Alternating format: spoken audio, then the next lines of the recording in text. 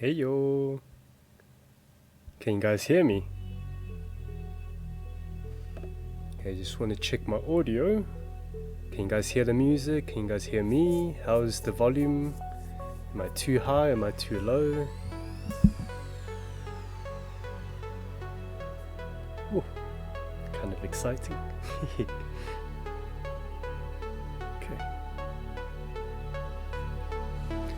What's really soft? Is it my voice or is it the audio? I mean, the music.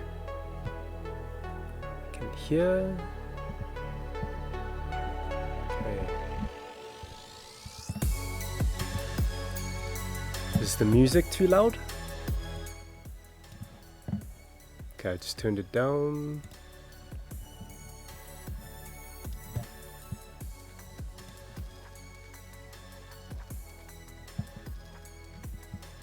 Okay, I turned it down about 20%. How's that?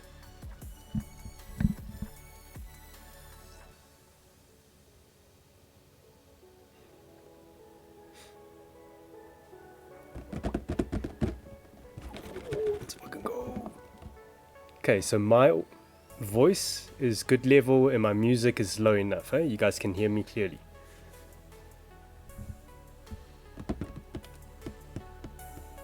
Sweet. Okay, well, it's 8 o'clock. Let's do this. Okay, let's transition over. Yay! Sweet. Okay, so let's see how many people we've got. We've got 2 guys. Cool. I think let's give it about like maybe 5 minutes just to, you know, see if anybody else joins in. Now, thanks for coming, guys. That's really awesome. And yeah, I'm really excited to build this with you guys.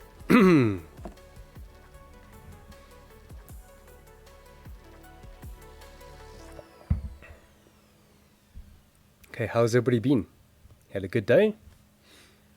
I hope. Dean, I hope your situation's better with the Americans.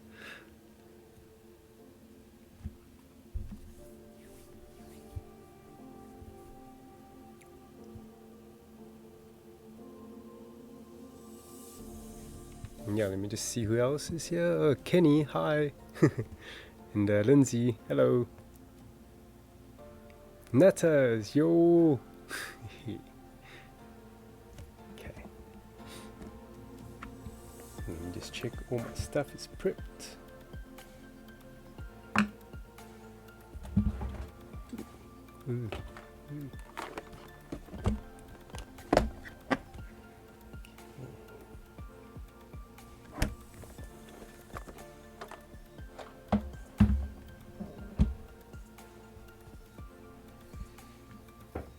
Oh, good to hear, Dean.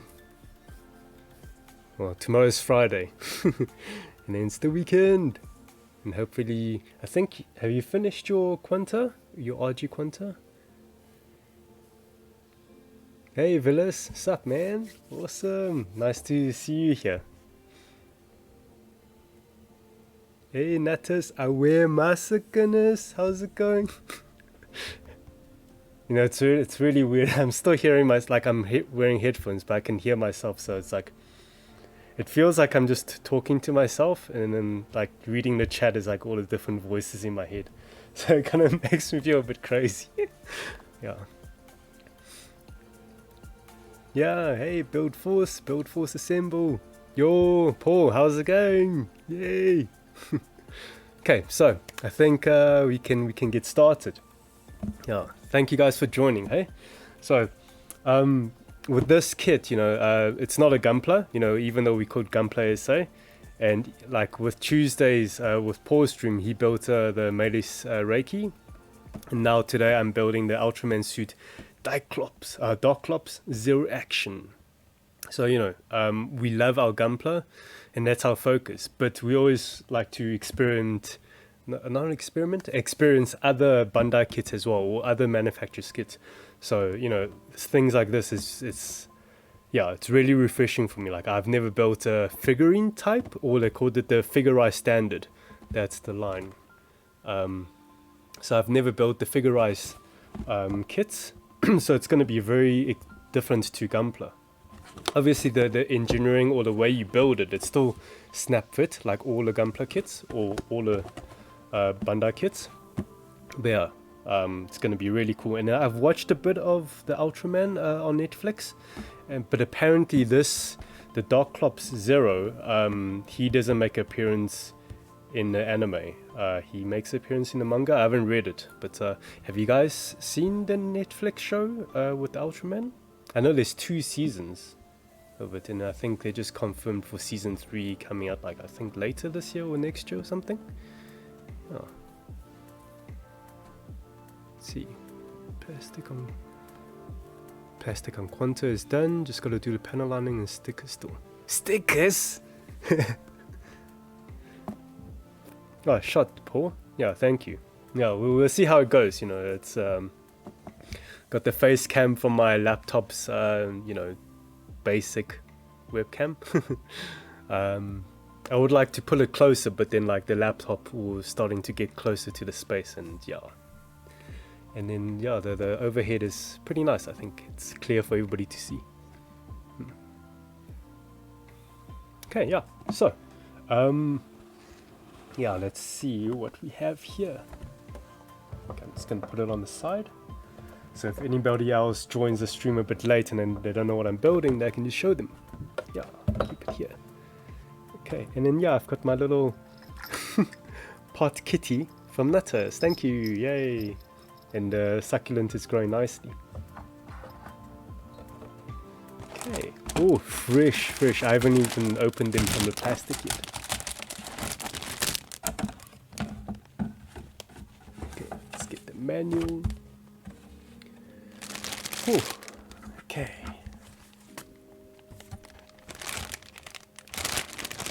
Let's open one bag at a time. And I got a new blade as well, just for this. Let's go. And yeah, I like to not rip open my plastic bags, because these are very nice quality plastic. So I generally like to keep them in good shape and I can reuse them later.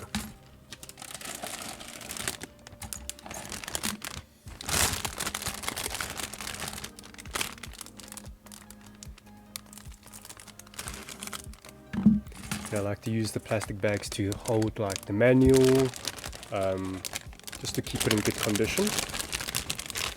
Otherwise I can hold the actual model kit itself and any spare pieces that comes, you know, like any let's say weapons or other hand options or whatever. I just store them all in the plastic bag.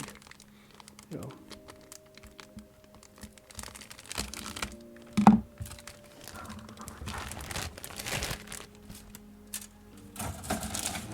Oh, nice. So yeah, the nice thing about the Ultraman Figurize kit is that it comes with a, it's not an action base, but it's like it has the same like hexagon bottom as the regular action base. Actually no, it's slightly different. I'll show you what. Slightly different. The shape is the same, but there's a difference here. Yeah, it's very nice of them to include a basic base. I'm just going to move the plastic bags out of the way. Okay, stickers, yay! Right, I wonder if I, you know, just for this build, like a straight build, I wonder if I should apply the stickers or not. Maybe you guys can let me know in the chat, like we can, you know, if you guys feel like almost like simulate what a basic or new builder would, you know, experience when they build a kit. You know, they would apply the stickers. Maybe you guys want to see that from me and just see if I can give you guys some tips on any of the basic techniques. Yeah. Okay, so yeah, coming back to the base.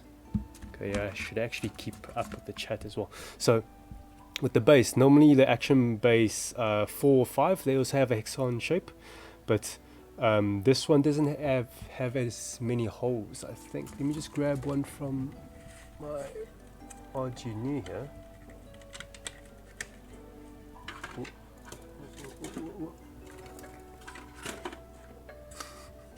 Okay. Yeah, okay, so Here's the one that I grabbed from, like, it's Action Base 4 or 5. They all have the same hexagon. So the big difference is that there's no center hole on the clear one that comes with the Ultraman. But otherwise, it looks like it's the same. Okay, there's less holes. But that's fine, you know, you just plug into one of them in a corner, and then, yeah, it will pop itself up. So it's not as versatile, but, you know, hey, well, I wouldn't say a free base, but it's an included base, so you don't have to buy another one. So that's great. Sweet, yeah.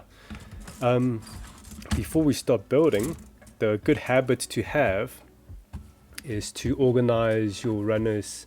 So yeah, these are like just the basic tips. I'm sure a lot of you guys like do these kind of things already, so it's good to just check out your runners or sprues, whatever you want to call them, and just double check.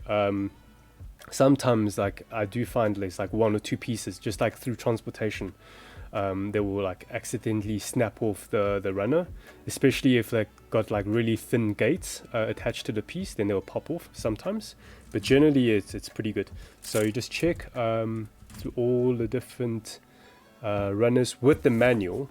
You know, in the beginning of the manual, you'll see they have the runner guide, part list. Yeah, part list. And you just compare it and make sure you got everything. Like, I've probably been building model kits for like 30 years, and I never had a trouble with Bandai. So, but it's always good habit to have. So, and then next you just organize them alphabetically. So C, D behind, and then this is A1. Okay, in front, E1. Okay, so there's not too many runners, but yeah, it's a good solid build, I think. Well, it's not a red, it's like a brown color. Okay, orangey brown. Okay, and then these guys. Alright, and then I just put it inside the box. Sort them out like that. And yeah, let's keep the plastic stickers over there. Actually, yeah, let me check out the let me check out the chat. You know, it's like my first time experience. I'm like still nervous, but yet very excited. But yeah, all these things is going on in my head. Like, oh, gotta make sure I check the chat. Okay, let me scroll up a bit. So, okay, you guys are greeting each other. Sure, there's quite a bit going on. Yeah. Been building. What's it? Oh, cool. Velas, good to see that you're having fun with your Proto Zero wing, eh? Yeah, we saw the torso in the Discord. Really cool. Really cool.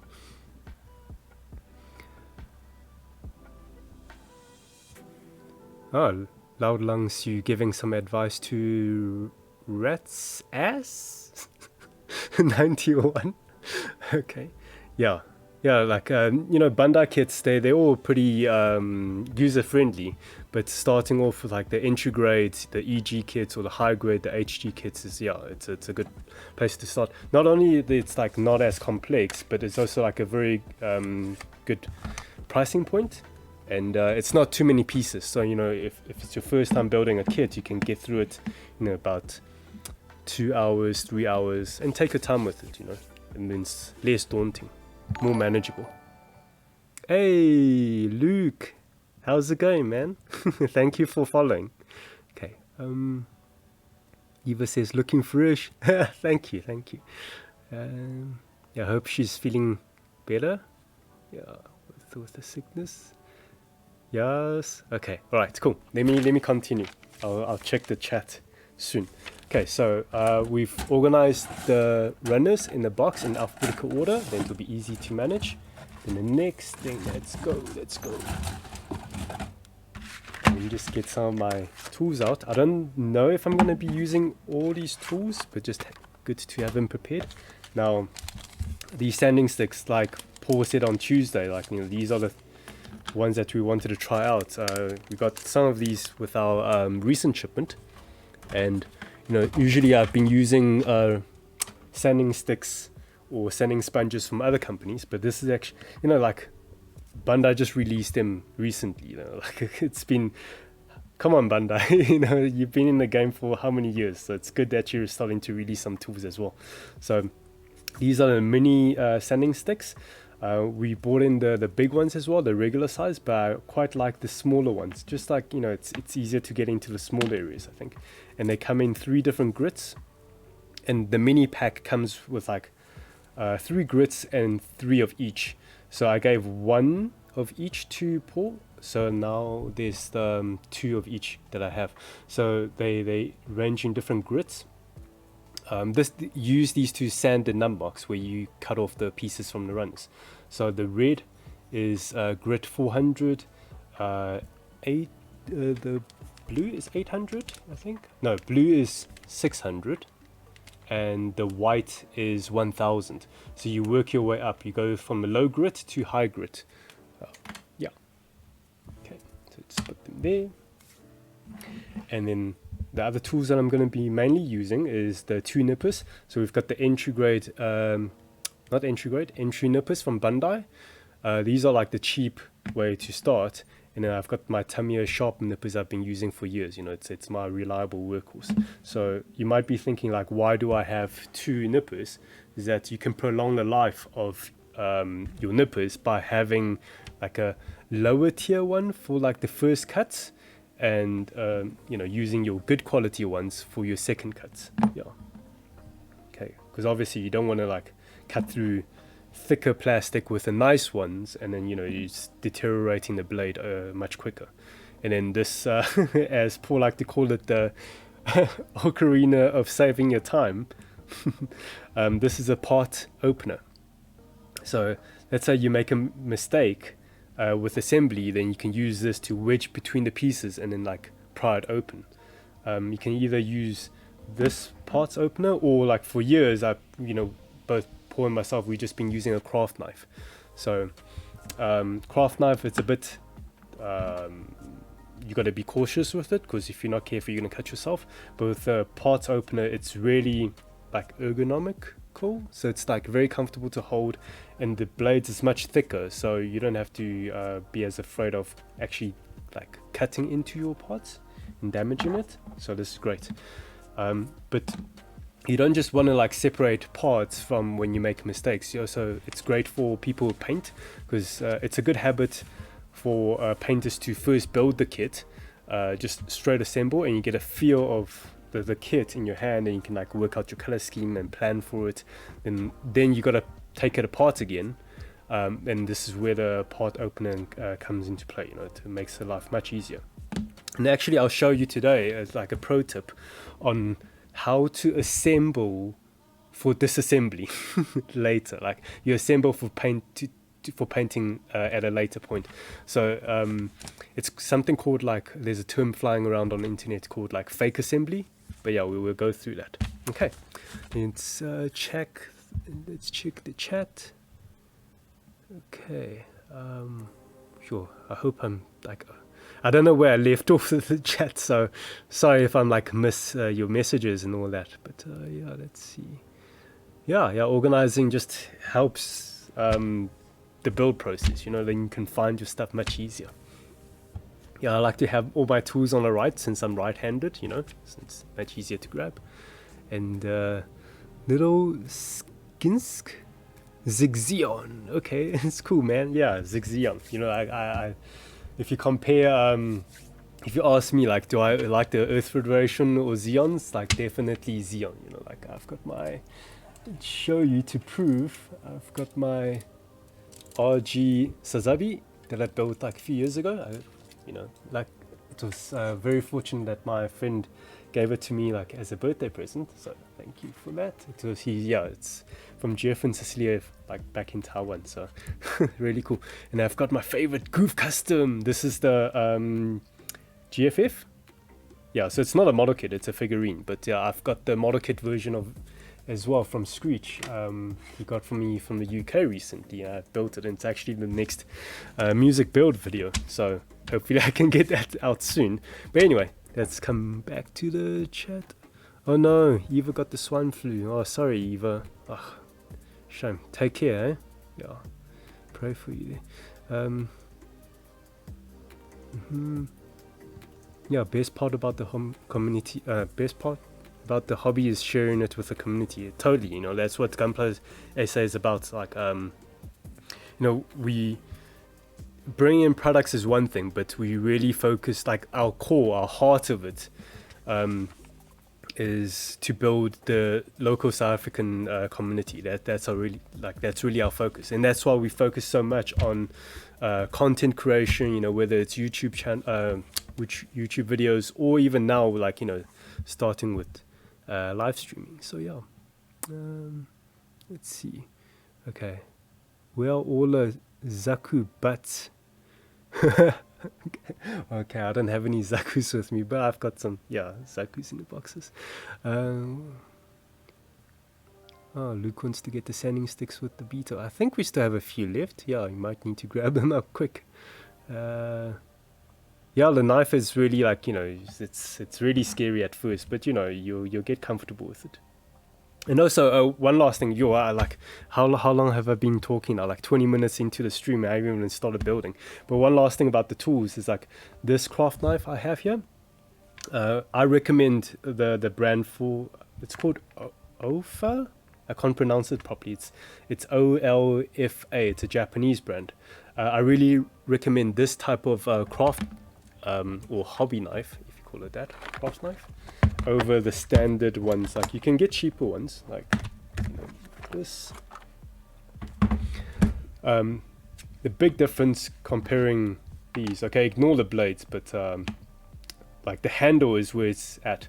The regular craft knife is like the weight distribution is like 50-50, and it's not as ideal for long-term use, because like if you cut a lot of masking tape or whatever, or plastic, you're putting a lot of pressure. So what I love about this from Ofa is that it's tip heavy. You can see like the front is like metal, and it's got a rubber grip, so you can use it much more comfortable for longer. You can find this like probably like in art or craft stores, or even Take-A-Lot, I think. But the second biggest thing I really love is that it's got an anti-roll design. So on the lid, it's got like a little like lip, if you call it that, and even on the holder, shaft, it's got a little lip, so it won't roll, like it will like bounce itself. But then these other regular ones, then it's gonna roll. So the worst thing is like it will roll off the table and like stab you in the toe or something. So you don't want that. And just rolling around, you always have to chase for it. But then like with the anti-roll, it's like stays in place, So yeah, that's what I love about that. Okay, I better get building. Love Zaku's thick legs. Yeah, that's why people love the Xeons, because they're so chunky. Yeah, for me, like Gundams are great, but they're all pretty much like skinny. There's a few Gundams that stick out, but most of the time they're pretty much like superhero proportions. So yeah. Like Paul also said, like Ofa for the win. Okay, loud lungs, now you understand how it takes me an hour to build a leg. yeah, like it's a mental gymnastic to like juggle between chat and the build. Okay, last one. Josh Links, how do you know what grit of sanding to use?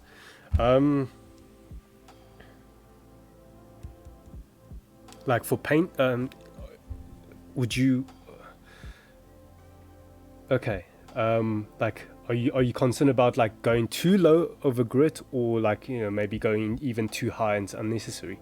I think just from experience, and it's like general knowledge. If you Google it, people would generally say like around 400 is like the starting point when you want to treat it nub, and then you go to like 600 or 800, and then 1000, and then you can stop around like 1200. But that's if you're painting, so it's not like a perfect sheen. It's just sanded smooth enough that when you paint or apply your primer, it will cover up the smaller blemishes or like the tiny micro scratches. But now let's say you're just a straight builder, then in that case you want to go higher because you really want to bring back the polish. That means you just need to put in like a lot more elbow grease to sand the parts. So like something like this, I've had it for quite a while now. sanding sponge set from Madworks. They've got quite a lot of grits all the way to like 3000. Yeah, okay, now now I understand, like when Loud Lungs can't focus his camera, now I understand. But luckily I can zoom in. Alright, so with this sponge box set, it goes from low, like from 320 all the way to like 3000. So if you're not planning to paint your kit, then you can like use it up to 3000 just to bring back the polish a bit.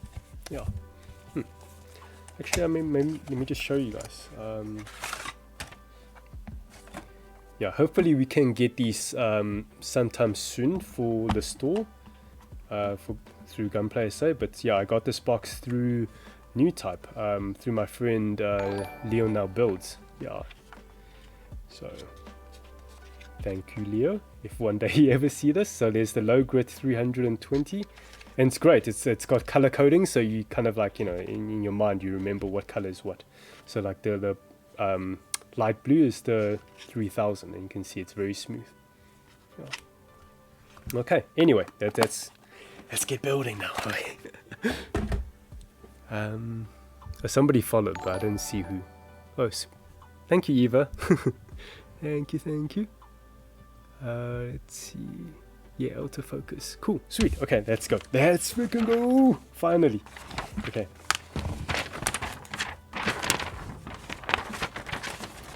I think while we're building this kit, this can be a good opportunity to do like a, what you call it, like masterclass or tips. Is that okay? Let me just find the part first to cut, and I'll show you guys. Like there's parts here in the manual where it gives you just some guidance before you actually start the process. But I'll use the parts as demonstration. So let me just see what part I'm going to be cutting here. So there's going to be E25. Okay, and the music level is okay, hey? It's not too loud. Okay. Right, let me just cut off this piece first, because it's not so nice to use a clear part for demonstration.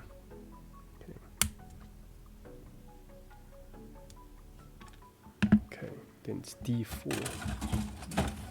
It's this one. Okay, no, this is great. Okay, D4. Okay, right, so let's use the manual here to, where do you want to see?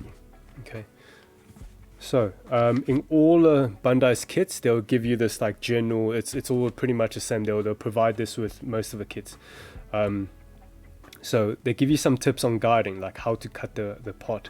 So, you know, this cut however you want, you know, it's your kit at the end of the day, so it's freedom's up to you.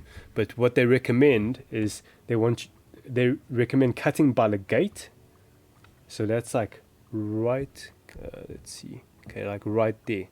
So ideally you don't want to cut right against the piece. You want you to cut a bit further away, and I'll explain why.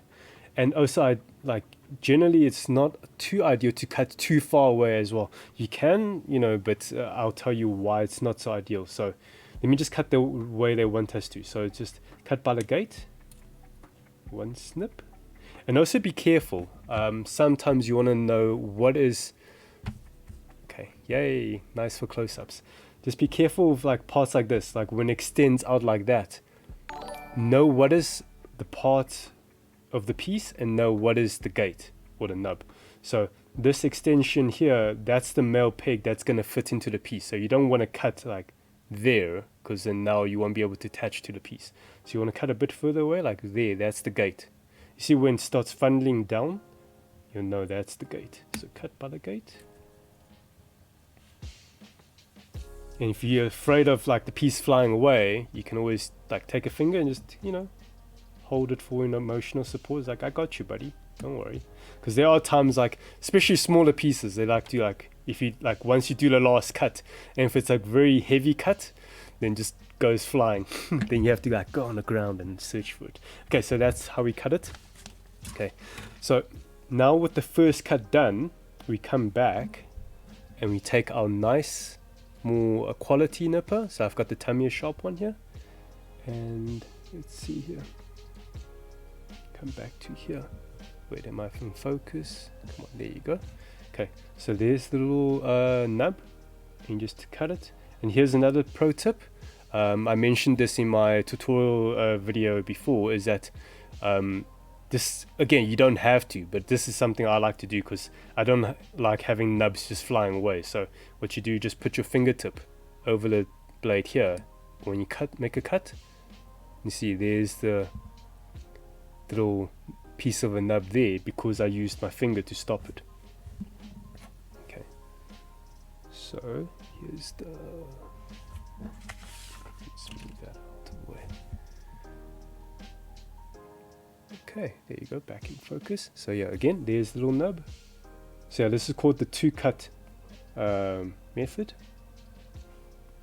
You know, it does make the build process a bit longer, but you know, it's nice. You know, when you spend some money on a kit, make it last. You know, it's not a fast food. Make it like a gourmet meal, you know, make it last. Okay, and yeah, so once we've done our second cut, that's pretty much it. You know, you can inspect the nub, and if you need to, if you run your finger over it and it's like you can feel it's not so smooth, then you can go in with the sanding sticks or sanding sponge to just sand it down a bit. But yeah, for now it seems alright. Yeah. Okay, so let's move on. Let me zoom back out maybe a little bit. So I'm gonna do the same thing with the clear piece, just trim off the nub.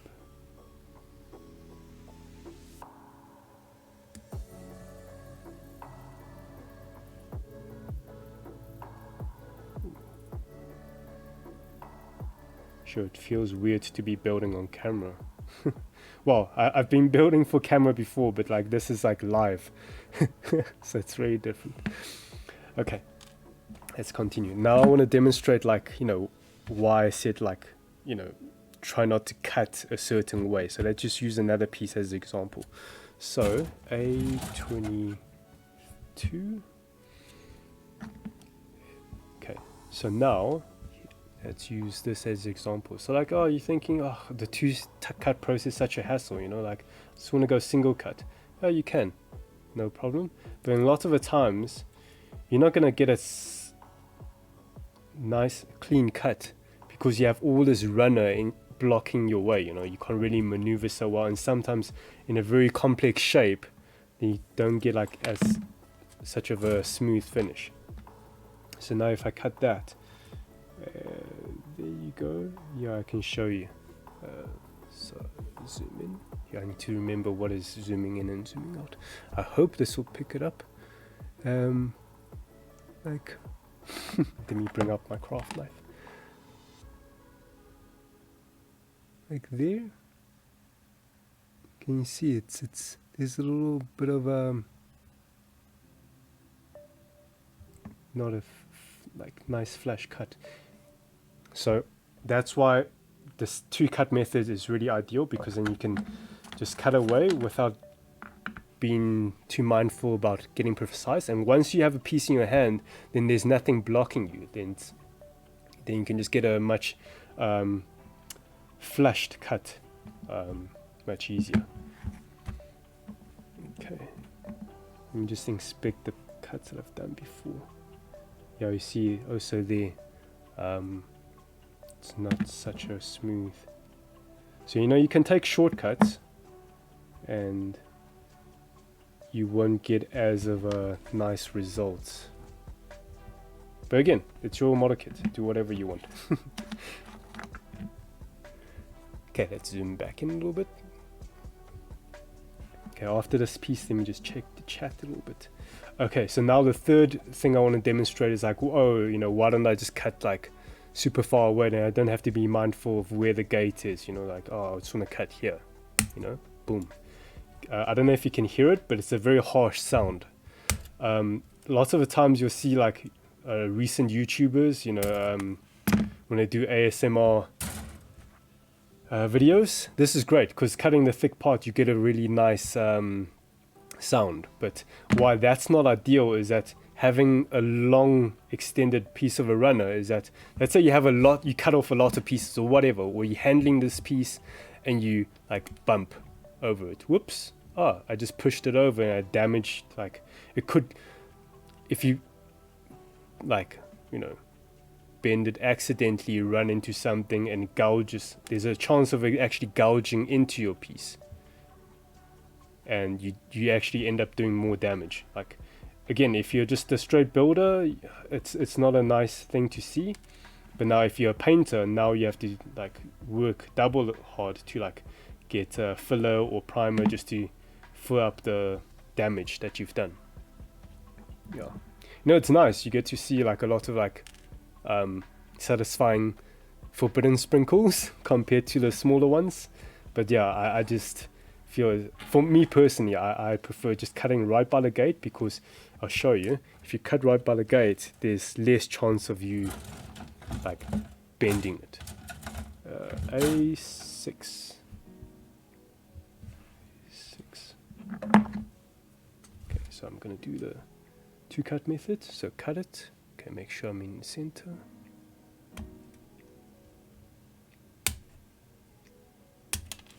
Okay, there you go. So now, if we see here, okay, the nub is much, you know, it's not a long dangling piece, so you know there's less chance of you like actually pushing it, or you know, unless you intentionally, it's like, oh, you know, I want to mess with this nub and push it out. But then having a short piece, it's less exposed to risk, if you put it that way. And also, just, it's like, what's that saying, like the nail sticks out, gets hammered, you know. So it's the same thing here. So much shorter it is, you know, it's just peace of mind, I suppose. Okay, let's do some cleanup, and I'll check the chat. Your respect to all those people who do like Twitch. Okay, let's see.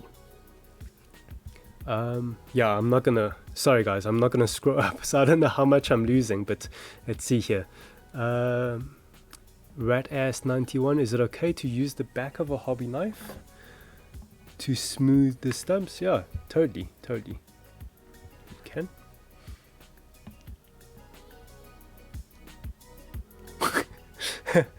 I heard that all the pros use their teeth to get the parts off the runner. Yeah, like funny, when I first started building model kits, like when I was much younger, in primary school and all that, I used to just, maybe I should demonstrate it, I don't know. I didn't have any cutting tools, so this is what I did. Okay, wait, maybe I should choose a piece that's not exposed, like a inner frame or something. Yeah, okay. I'm gonna remember. I'm gonna show you what I used to do without any like cutting tools. But yeah, for now I'm just gonna stick with the nipper. I'll do that. I'll demonstrate my childhood technique with the inner frame part that's not exposed, so you can't see the damage that it will cause. Okay.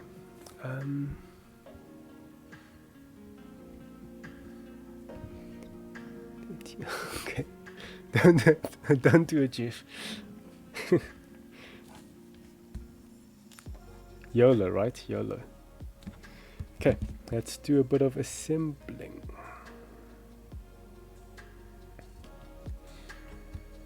Okay.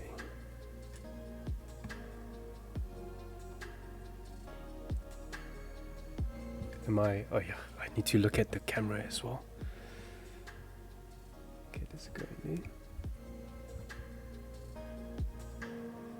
Ah, cool. That's really cool. Oh, there's sticker. Let's see, what kind of sticker is it? Yeah, you know what? Let's put on the sticker, because like I don't know when I'm going to be painting it. I've got a lot of backlog of paint and customization projects, so for the sake of presentation, let's apply the sticker, and then you can also see certain techniques. So it's good to use a tweezer, just like what they show you in the manual. So you know, your hands are so big and dumb, you know, there's some really delicate stickers, and just much easier to use a tweezer to have finer control. So I need, okay, check the camera, alright, good. Go. So this is just for the eye part. There you go.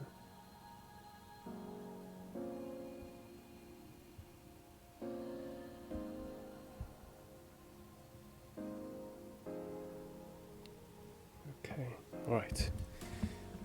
That's that. Okay, let's continue.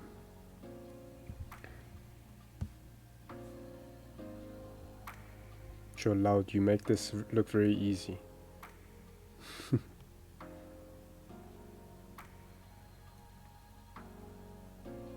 Okay, so I'm taking a bit of time while I'm... Hey, Tenro, thank you for the follow. Okay, so I'm just taking my time with snapping the pieces together because I want to see where I want to do this fake assembly. So here is a good example. Okay, right. So let's see. Focus, let's zoom in. There you go. Okay, so this is the two pieces of the head. One side you'll see there's the male pig over there, and the other side has the female pig. So what I like to do is just trim off the male pig about, like, you know, most of the time I trim off like about 50%, but you really got to gauge part by part. But you know, it comes with experience. Like, how do you know how much to trim off, or you know, or not trim off? Like certain pigs, it's not every single pig yet you have to trim off. You just have to be mindful. But in most cases I'll trim off 45 degrees in the angle, so not just a flat cut, and I'll explain why. So 45 degree, that's the most important part, and then I'll trim off about, like, camera, there you go. There you go, and I put my finger over it so it just doesn't go flying. Okay, right, so what this does is that it shortens the pig, so it makes the disassembling much easier, and by trimming it at a 45 degree angle, it becomes like, how do you put it? It becomes like a looser connection. So when you try and disassemble, it's much easier. Yeah. Okay, and there you go. Actually, let me see if I can tweak a little bit of setting here on my camera to help with the focus. There you go. Right, let's continue.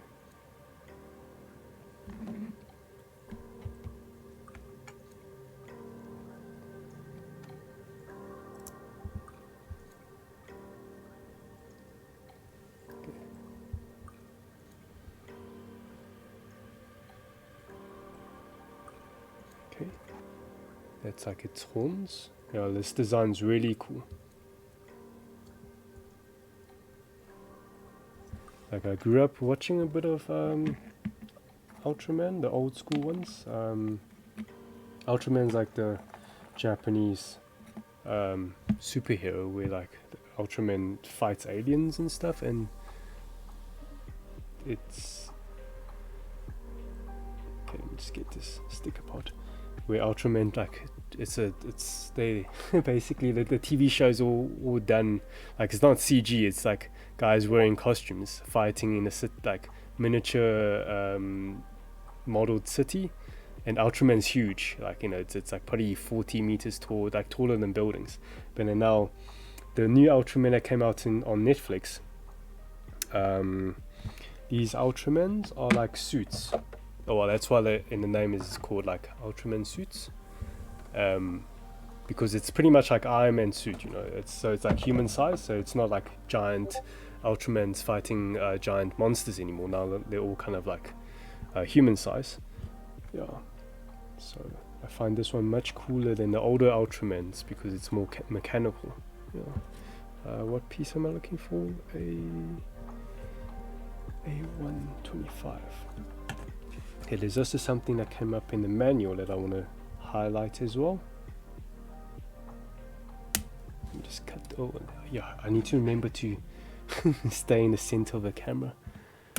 There you go.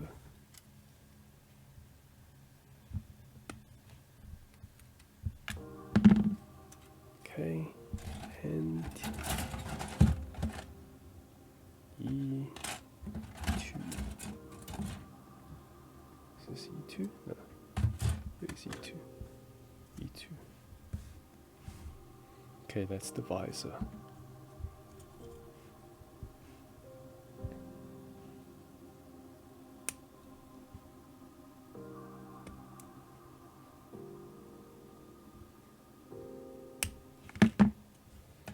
Okay, so this piece here in the manual, let's see. Okay, let's see here. Okay, so sometimes in certain model kits, especially like the modern ones, in recent years, well not recent, like in the last 10 years they started doing this. There's something called undergating. Undergate. What that means is that the nub is placed, or like designed to be placed in a way where you cut off that nub, it's not exposed to the human eye. So it's like it's English. We're trying to explain things. Basically, it's you don't have to worry about sanding them because they're not you can't see them once you've trimmed them off. And it's not every single part that's undergated. It's only certain parts. So the parts that's undergated in Bandai's manual is that they'll tell you if a individual part has undergating very clearly, and they'll tell you which nubs are the ones that with the undergates, with those triangles. So this mask piece that I've cut out, they told me that there's undergate on top of the head. So basically this piece here, zoom in. Okay, so that piece on top has undergate, and that piece on the side is not undergated. So I'll show you like what the difference is from a different angle. So if we look at the ones on the side here, basically the nub is, the injection is just coming from the side. So you just trim it off flat against the mask. But the one on top here, if you look at it from a different angle, so you don't just cut like there like the other piece, because you'll see if you turn it into another angle, the undergating is like, it's designed a bit like weird. Can you see it from this angle? So basically if I cut it like here, on top you don't see a nub, because the nub the nub mark is like is there and not like there, unlike the other piece where the nub mark is like on the side of a face and it's not hidden. Yeah. Okay, so the undergating is really great. If only Bandai undergates like every single piece, that would be awesome. Sure, I'm starting to like remind myself to say, oh, before I like handle a piece or whatever, just look at the screen and make sure like I'm actually in the center of the camera. Yeah, I really have to be mindful about that, because like my lens is zooming in so I can go off the screen very easily. Okay, anyway, now let's come back to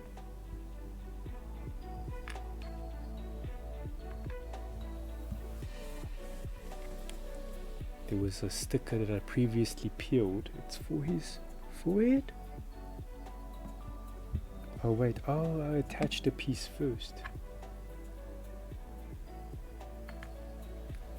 Okay.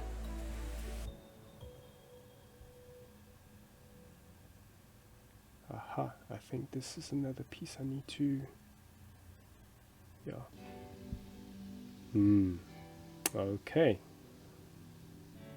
Yeah, I think I need to do some fake assembly here. Let me just zoom back a little bit. Okay. So in normal cases, like, you know, if you see, like, here's the two pieces, you're just going to push it in. But if you're assembling as if, like, with the intention of painting, you really have to be thinking like ahead. It's not just about thinking about how to assemble it. You got to think how to disassemble before you assemble the piece. So for example here, if I just like without thinking just put the visor in and squeeze it in, it's like, okay, wait, how do I disassemble it? You know, so this is where the part comes into place. Okay, you gotta trim the nub, not nubs, the pegs again, just to make it easier. You know, I also had many experiences of trimming too much of a peg and then like the piece become loose. But you know, those are very easily sorted out. So now with the peg much looser, well, not looser, it's like it's not as a tight fit. Okay, so once it goes in, and I'm just thinking, do I have a toothpick somewhere? Okay, just give me a sec and let me grab a toothpick.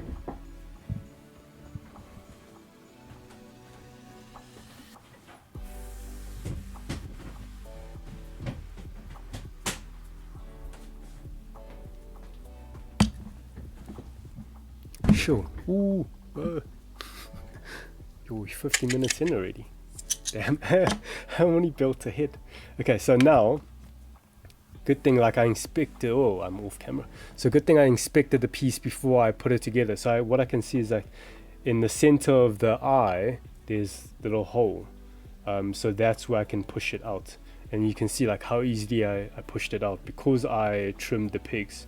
So that'll make my life much easier when I need to disassemble for, you know, treating the dump marks for painting and stuff. Okay, so now let's again look at it carefully and say, okay, do I need to trim off pegs? So you see, for example, there, that a peg I would want to trim. And also when I trim pegs, I just use the very like least quality nipper because it's not on the surface. You're not going to see it. So I'm not going to use my like nice nipper because I want to, you know, make it last, you know, keep it in good condition. So I just use my entry nipper, the cheap one, and boom, there you go. Yeah, you can see this is a nice angle where there's no obstruction. You can see like just a slight 45-degree angle and just trim it.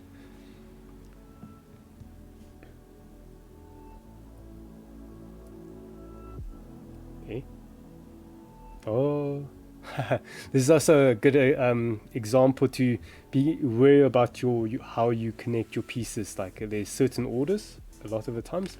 So these horns are blocking the way. So I couldn't put the faceplate in because the horns was blocking. So now I just pull them off. And yeah, there you go. Okay. All right. Okay, let me do the neck and let's check up on the chat. So A1, 2.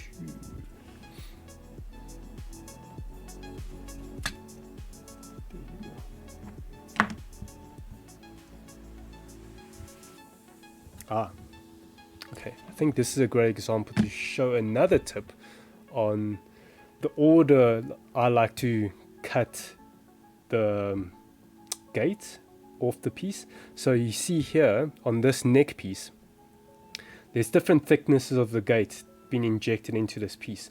So there's the twos on the side that's very thin, and then the one here by the neck that's much thicker. So when you see, well, when I see a piece like this, I like to cut the thin one first, then like work my way up, then the thick one. Because the logic that I have there is that if you cut the thick piece, now imagine like if it's a much larger piece that, you know, when if you cut the large gates off and the thin gates might not be strong enough to hold the piece, there's a chance of like just the shock wave from cutting the big piece will, you know, shock the thin gate, and to like just pop the piece off and might damage the piece itself, that kind of thing. So I like to go cutting the thin gates first, then the thin gates, yeah, then the thick gate.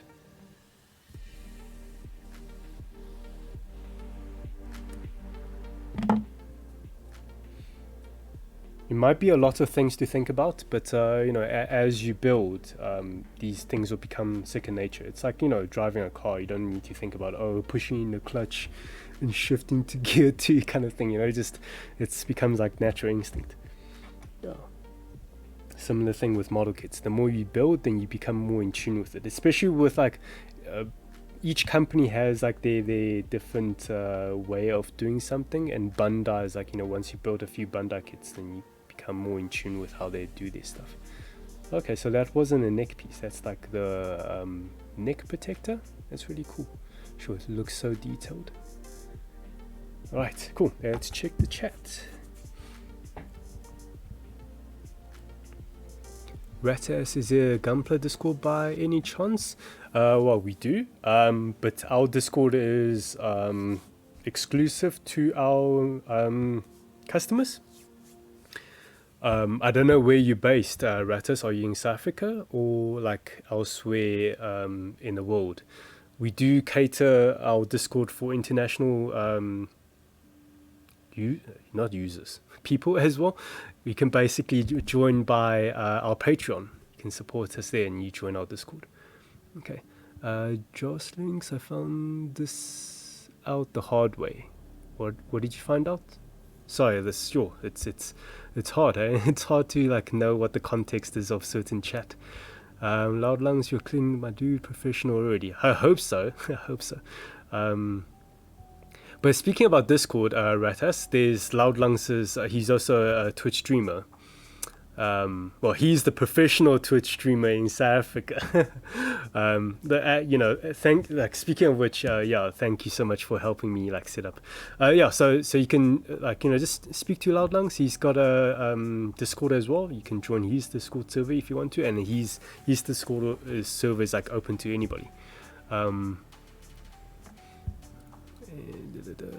Okay, this sticker is so small. Yeah. Well, that's why you need to like, sometimes you really need to use the sticker. If you're not a painter, if you're just a snap builder, you know, if you want to get like the accurate look that's intended from the design, you know, that's where the sticker comes in, because some parts is just so small, it's not realistically to mold the pieces, you know. Okay.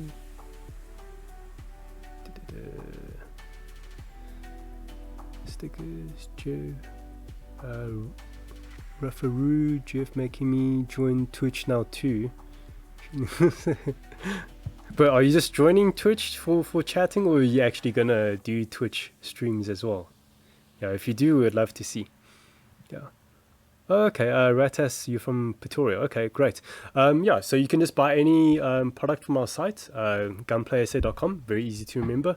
Just buy any item, and once your order's like marked as fulfilled, then you get an email link to join the Discord.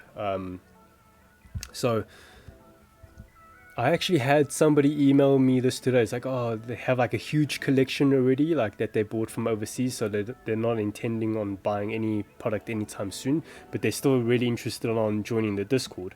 You know, how can they do it? So I told them there's an option of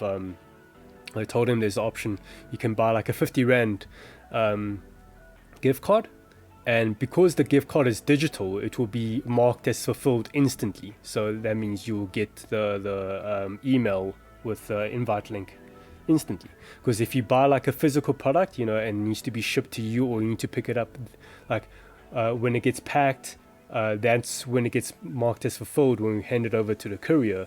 Or if you're going to the store to pick it up, it's only after you picked it up, then the order gets marked as fulfilled. So if you want to join the Discord very quickly, just buy a 50 Rand voucher, and then, you know, you can use it towards your future orders, or you can just give it to a friend or something, you know? Yeah.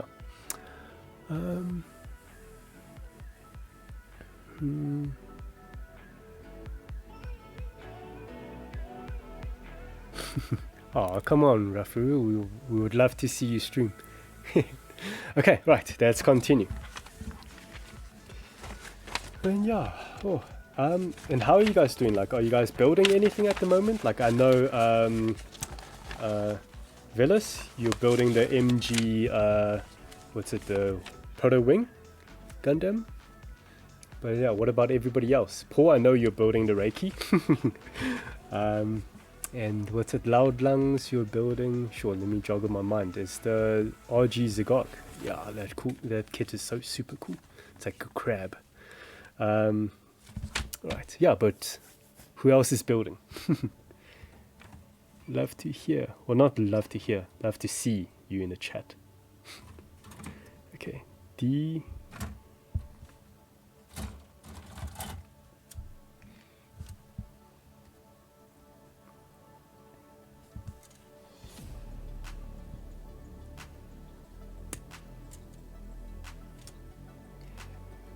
And for those of you that's been building like 1 or 2 kits or whatever, I'm sure you'll notice like you get a different feel of different plastic.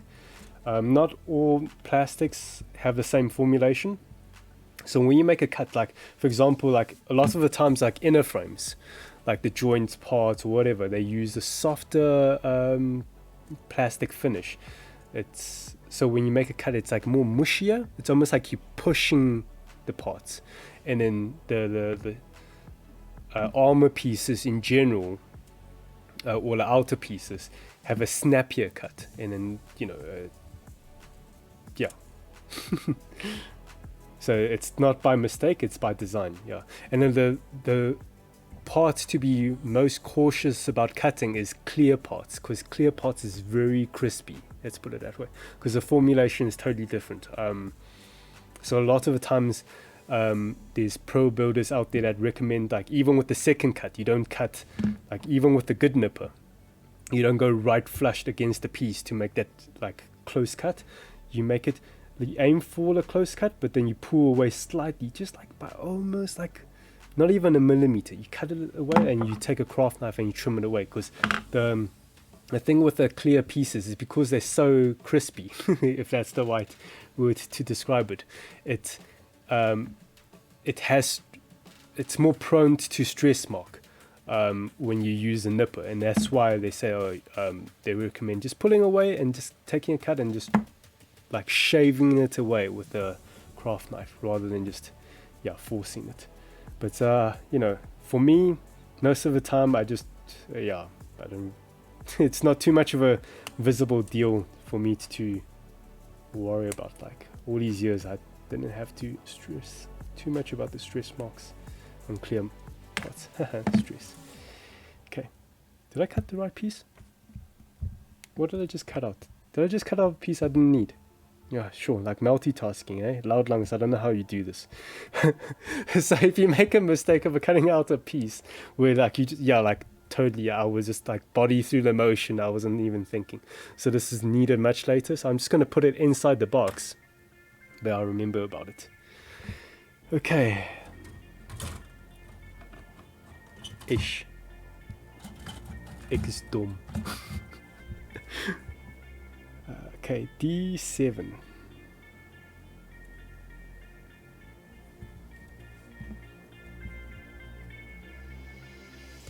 Yeah, even though I'm feeling like really nervous still, but I'm having lots of fun, it's like I'm not gonna be able to experience this ever again, it's like your first time, you can't wipe your memory and experience new experiences again. Yeah, so enjoy it. Okay, let's zoom in a bit so you can see what I'm doing. So again, let's trim up. Here's another tip I like, well, not tip, just a habit. So when I like do a flush cut, like I'm generally like on this piece I'm gonna cut it like in this angle, but how I approach it is like I first come up almost like 90 degrees, like holding that piece, and then like, how do I describe it? It's like the blade is holding the nub but not gonna cut it, and it's not firm enough to like grip onto it. It's just like it's gently like gliding over it, and then what I do is I twist it. Well, not twist it, just turn it. Don't force it and twist it. Just like turn it, so that way it's a flat cut from 2 angles. So it's not like, oh, from this angle it's flat, but then like, on a different angle. Like when you make the cut, it's not a flat cut, you know. So that's why I do this spin. Yeah, spin cut. It's like, again, I'm gonna cut it like this, but I'm gonna start it like from here and then just twist and cut. Again, it's like there's so much like little nuances, but again, like trust me, it'll become second nature. And it's not all the time, you know, like sometimes like I don't really mind. Like you can see this is the ball joint, so that means this ball joint's going to go into a piece, so you'll never see that nub anyway, so you can just cut it. But you know, the smoother, the more flush cut it is, the better.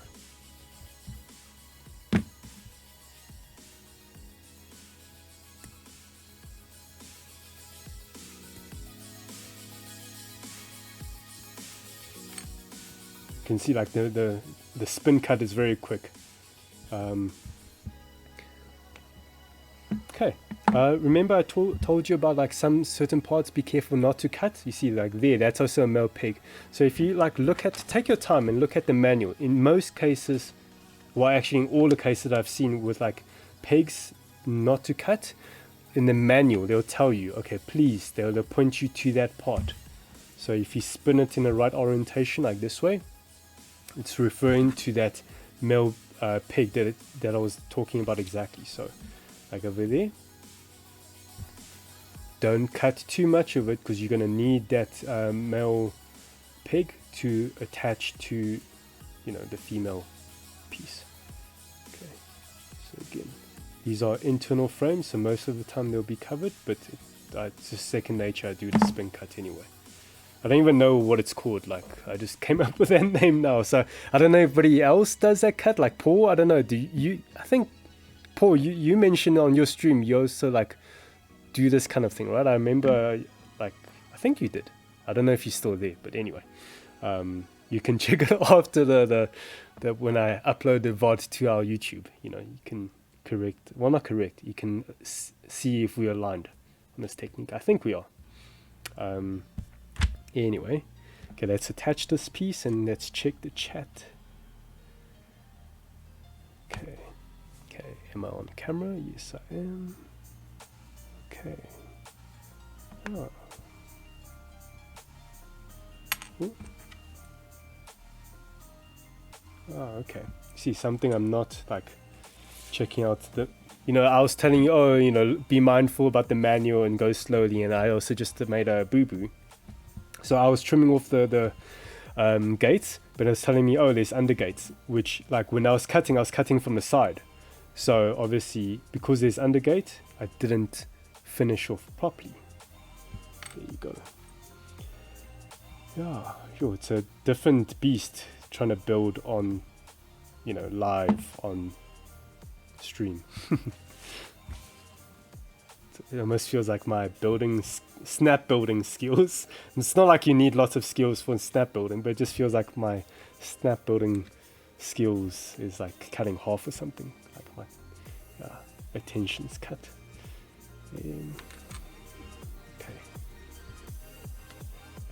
Okay, am I on camera? Yes, I am.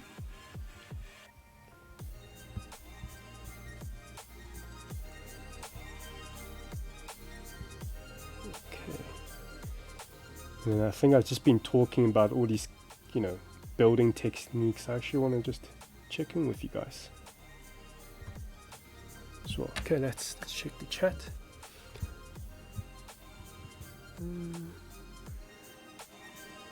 Tenor says Kelga cut trademark.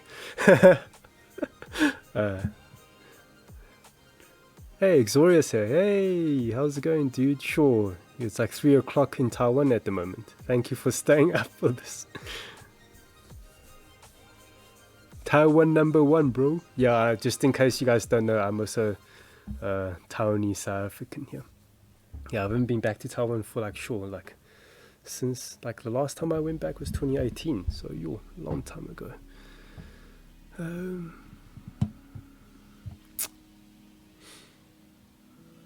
What's it? Notice that the instant took a liking to okay, I don't know what you guys are talking about. Googling what? I'm not sure. Xoria, yeah, I try to line my god hands flushed if it's a thinner nut piece, otherwise it's multi-cuts at an angle to make it thin enough for a flush cut. Yeah. Subtle flex on your god hand nipper. Nice. One day when we get god hands in, then you know it's serious. We've made it. Yeah, that's very normal. You're interacting with the chat, which takes your attention away.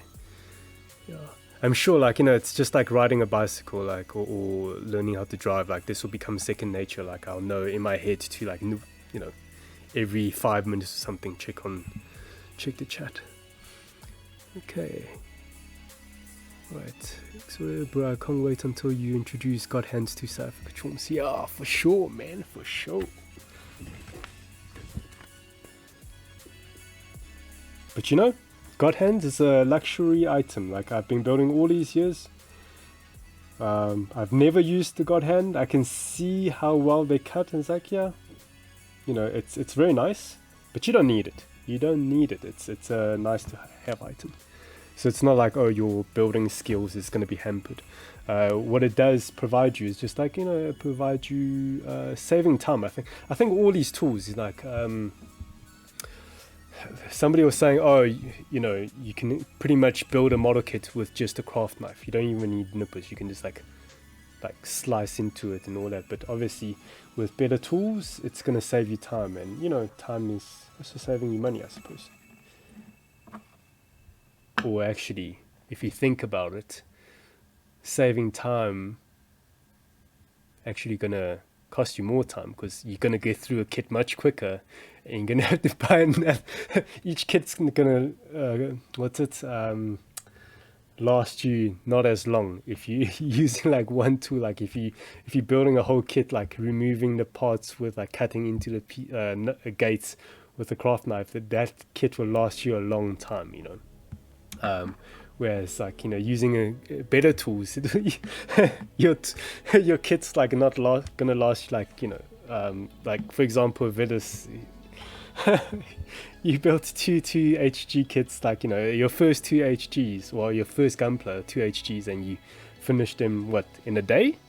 Yo, that's just like flying through, and then you already got a master grade. Yeah, but hey, you know, as long as you're enjoying it, that's the most important part. You know, it's a hobby, so we can take it however we want. You know, we can go as slow as we want, you know, invest as little or as much money as in the thing as you want. You know, the best thing to do is like you do it with a mindset that you are prepared for it, like conscious decision. Yeah, I'll put it that way. What's it Exorial was saying? Save so much time. Yeah, man. Who needs God? If you have teeth. Oh wait, I need to show how I used to build kits when I was a kid, like, you know, before I was teen, like, you know, before I had any tools. I'll show you guys how I did. Exoria, bro, depends on that backlog mountain. Hey, exactly. Yeah. So use teeth to maximize time spent building a kit. Oh, which more?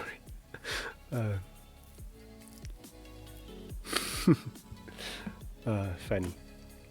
I think if you know, use your teeth to remove parts, I hope you tell, like, you know, if you have your friends coming to visit or something, I hope you tell them like disclaimers, like, hey, you know, I built this model kit with my teeth, you know, so it's got some like bacteria on or something. Yeah. Okay, let's zoom in. Let's see. First, let me just see what actual piece I need before I go ahead and show you guys this technique. Okay, wait, I'm not going to use that technique just yet. I'm going to reserve it for inner frame. So here, I'm not building an inner frame. It's the color armor A120. Sure. Over an hour already. Not much progress. But that's fine. Yeah, that's fine.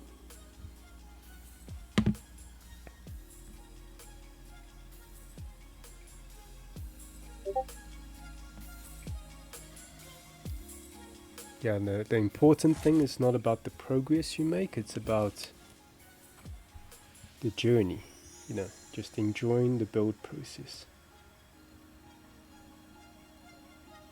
Yeah, keep building joy, yeah?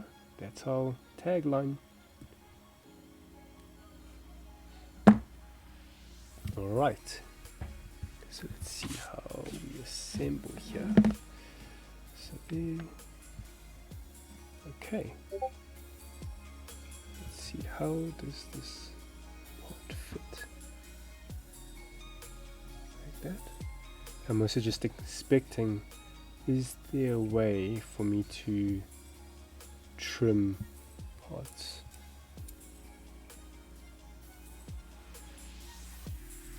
Let's see.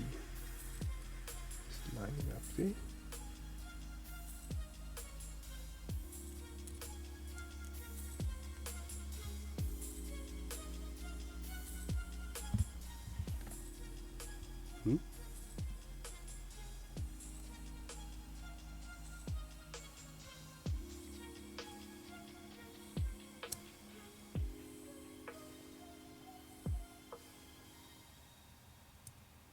Like that, yeah.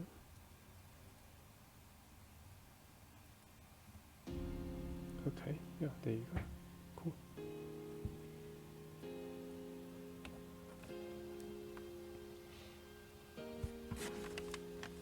Okay.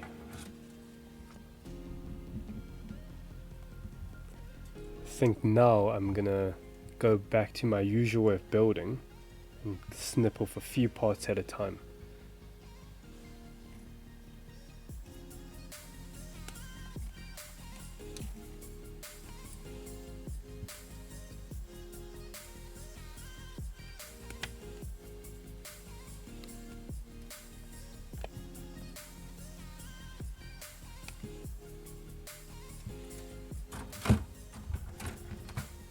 So once you get comfortable, you can snip off a few parts and then like trim up the nub marks. I mean the excess nubs, yeah. Where's this B14?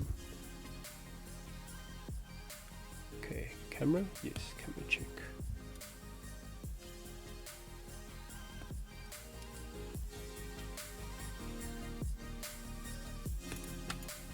Go. You notice I'm doing another trick here. So I'm placing the part right on top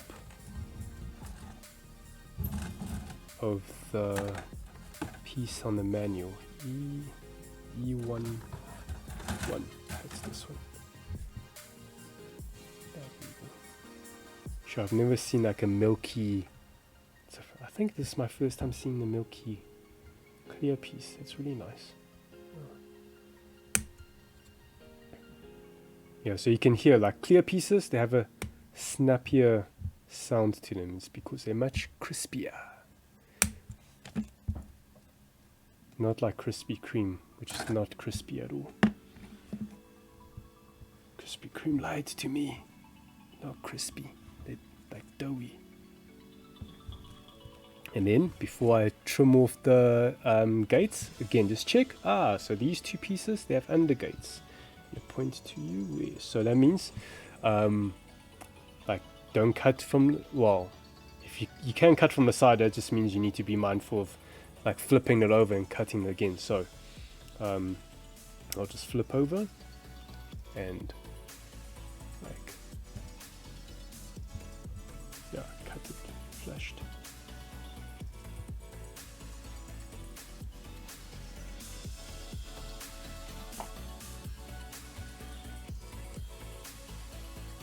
And again, you don't have to be too fussy about the undercuts as well, because they're not going to be exposed to the eyes, so you won't see them. But you still want to get a nice cut, just so that you get a nice assembly, like tight.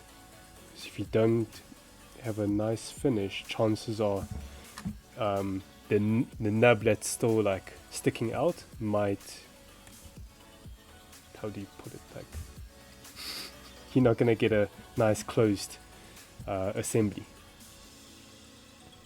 Okay, so this as well, undergated.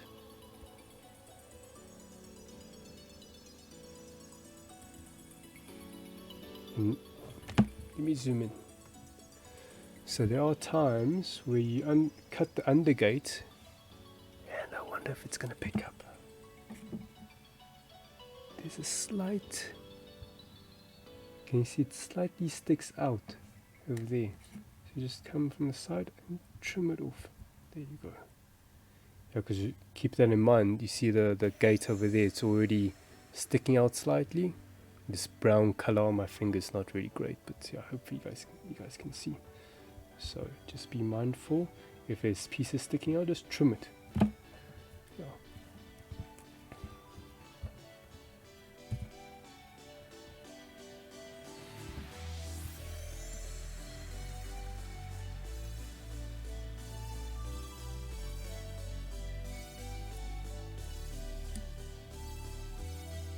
Okay, alright. So let's assemble.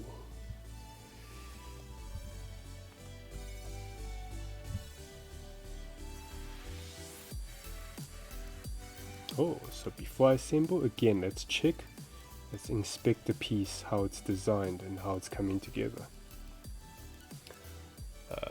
Okay, so here, there's some really big male pigs.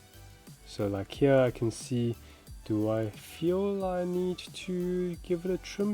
You know, generally it's quite short already, but because it's not going to get seen, I'll give it a snip from an angle like this.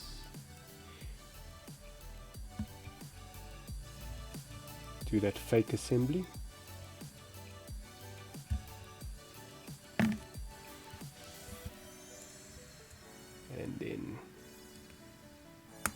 And oftentimes I like to, like once I assemble the piece, again this is like totally super extra. If you're just like a straight builder, it's totally unnecessary, but if you intend on painting, it does help to try and just see if you can separate the parts again, like now.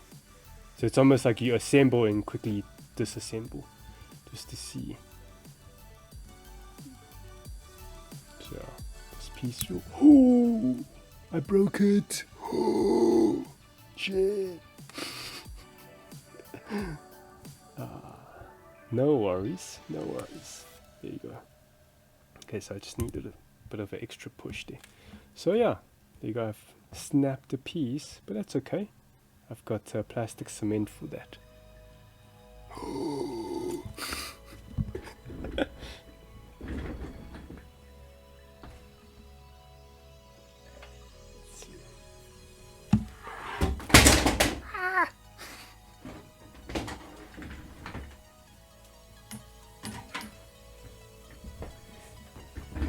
too many cables around. Okay, let's zoom out. So I'm going to use the Mr. Cement.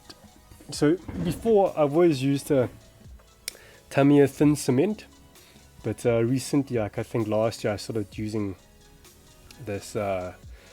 Cement SPB. It's like speed. SP stands for the speed, so it's like it works really fast, and the B stands for black.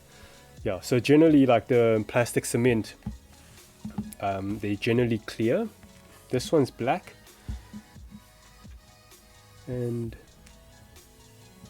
what I find with the black is really helpful for doing what's that? Sure, I can't think of a term now. Like seam line?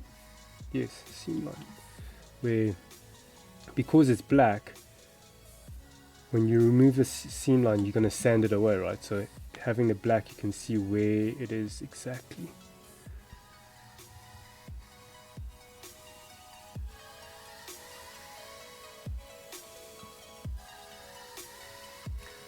So when it comes to like plastic model kits, and when you want to cement, well, when you want to fix pieces together, whether it's damaged pieces or doing seam lines, you want to use plastic cement rather than any other kind of glue, because what the cement does, actually, it melts the plastic and fuses them together.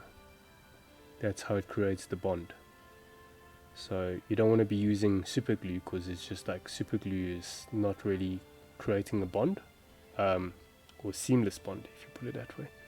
It doesn't have a chemical reaction to the plastic, super glue. However, super glue is still very useful for the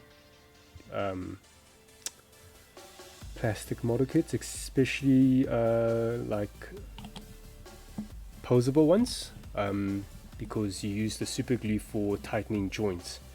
You know, oftentimes when you start overposing a kit, or playing with them,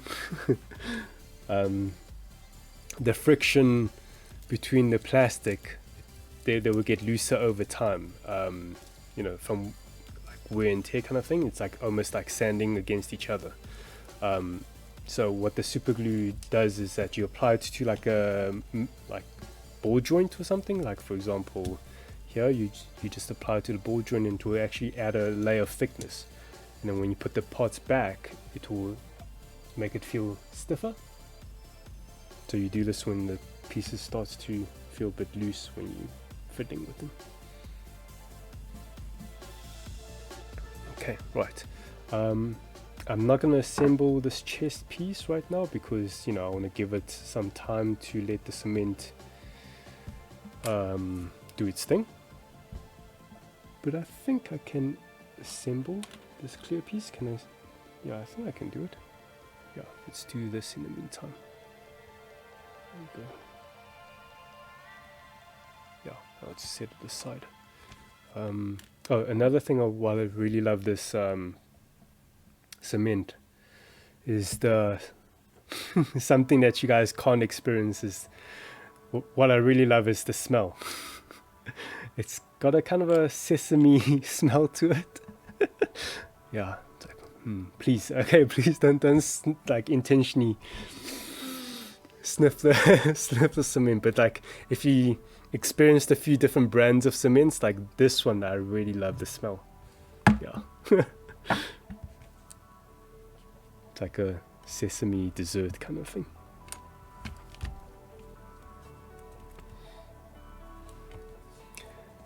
Okay, let's see if I can assemble this chest in the meantime. Okay, yeah, so before I assemble, I can see there's some male pegs that I can trim off. Wait, is this? Ah, okay, right, gotcha. Right, let's do that. Let's zoom back in. Yeah, I'll check on the chat after this.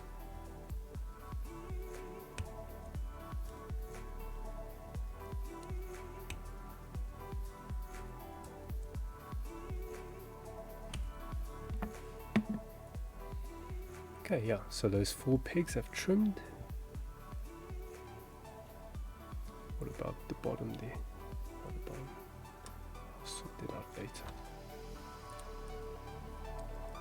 Ooh, now this piece is at the top. It's not a strong connection because it relies on this brown piece here to stabilize it. Yeah, just check I'm on camera. Yeah, this is really different to, you know, building Gunpla.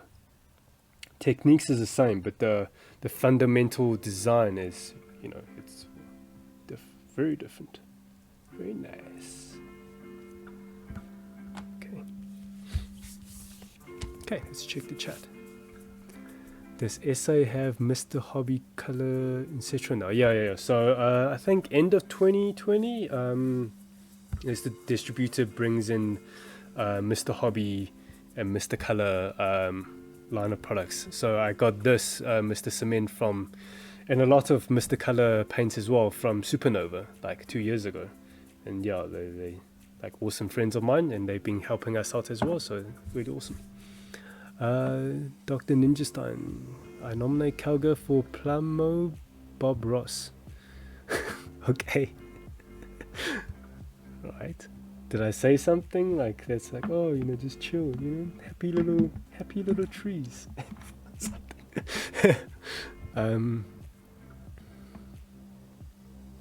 Yeah.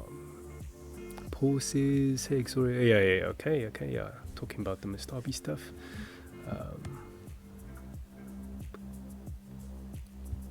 Concern doggy chief. What is that concern about? When I fricked up or what? I can say frick, right? Frick is not a... Oh shit. Oh wait. Twitch, please don't ban me. No way, Luke. Stop sniffing the chemicals. Trust me, it smells really good. It smells really good. Okay, loud lungs, we're gonna have to have a cement intervention. Oh shit. Okay, Villas, I am back. Missed a lot. Don't worry, like after the stream is over, I think I'll be able to download the VOD and we'll upload. I still need to upload a pause one from Tuesday. I'll probably upload it tomorrow. Both pause one and my one, just so people can, you know, just enjoy, you know, on a weekend or whatever when they're building their own kit, they can have something in the back, you know, play in the background kind of thing.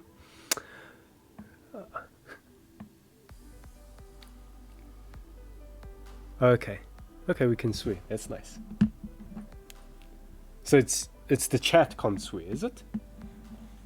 I don't know. I should actually look into the whole community guidelines and stuff.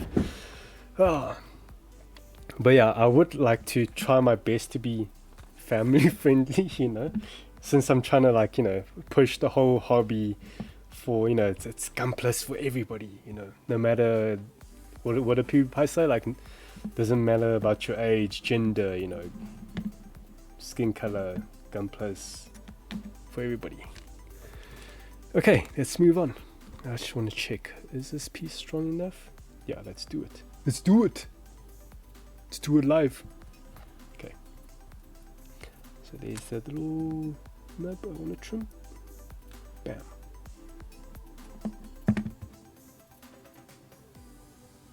Let's do it.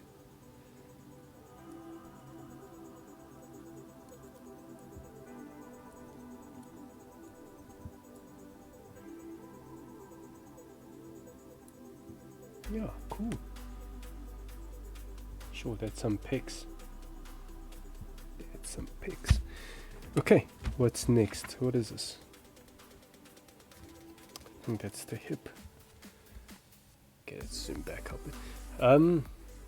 Just want to get a feedback. Like, you guys find it okay with me like tweaking the camera, zooming in, zooming out? Hope it's not too jarring. I think I'm trying to be mindful about it. Yeah. Hope you guys don't get like camera sick. Okay. C23.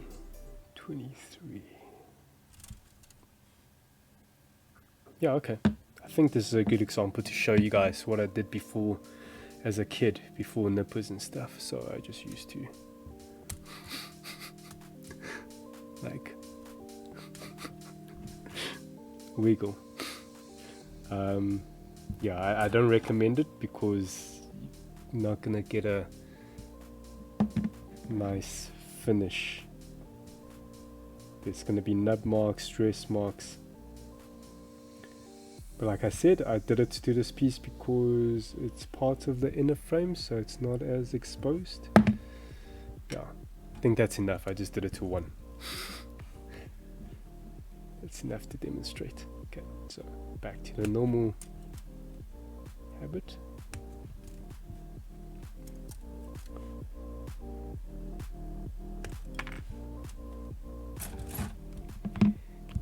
D.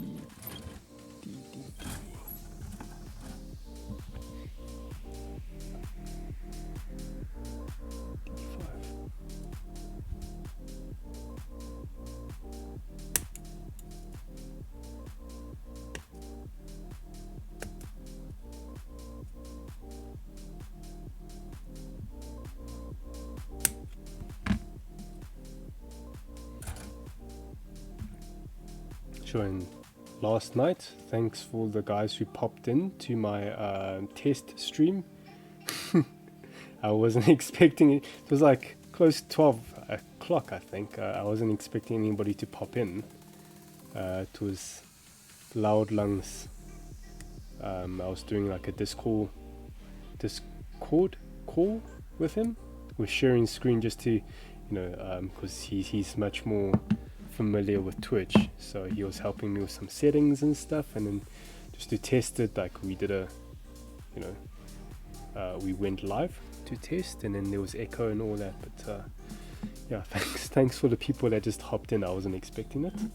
Yeah, and then actually that's kind of funny. I had I think I can just say your name, Justin.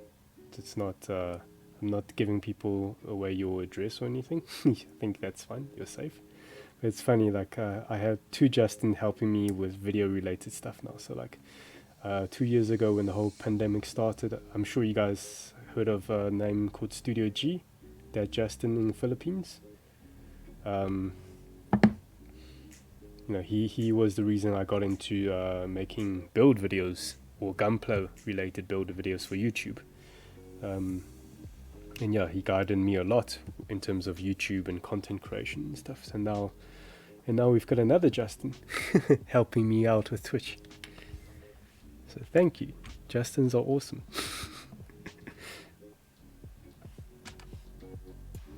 Guys, how do you feel? Should I apply all the stickers?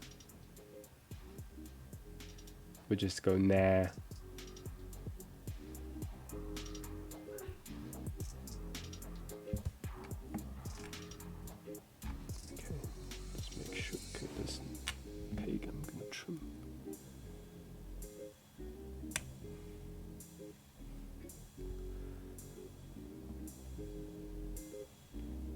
Going on?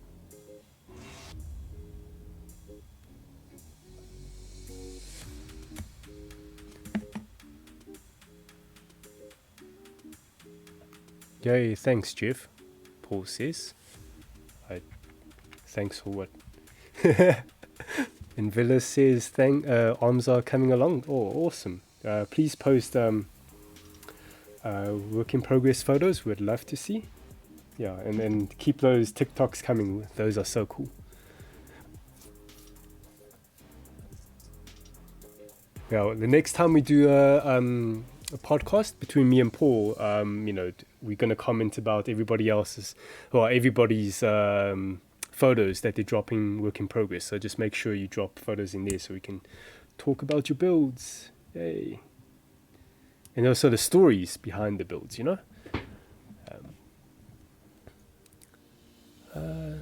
what's it? Loud Lungs, you don't need to download. We set it up so to automatically. Oh yes, Streamlabs is recording the stream afterwards. Xoria, you can defo swear. Just gotta make sure the stream mature. I think. Okay, I'll need to look into that.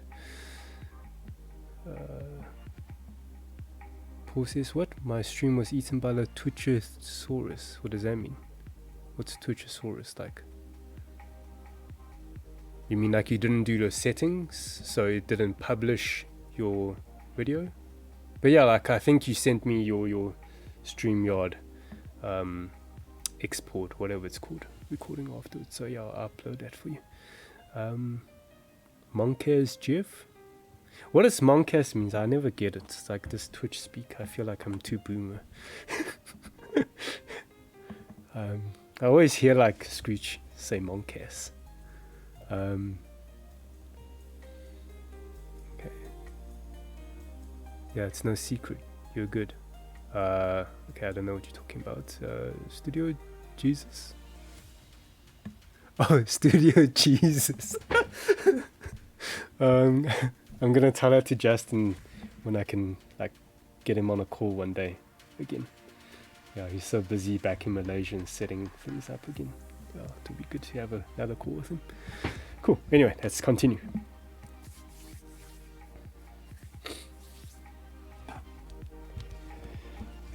Sure. I'm building super slow. I know how Paul feels now when he was building his Reiki.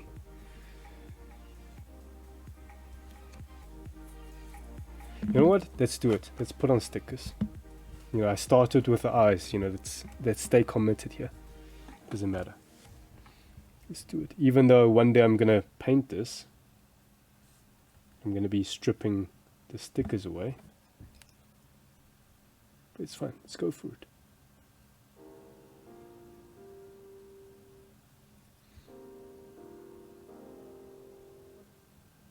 Unless you guys don't want to see the stickers, you can do a vote.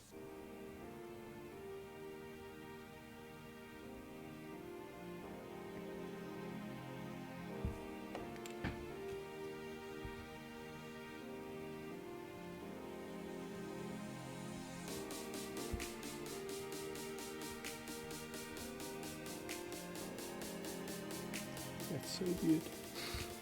It's got like a little dot on his head. Okay, let's zoom in a little bit. Maybe like that. Like that. Okay. So, sticker 10.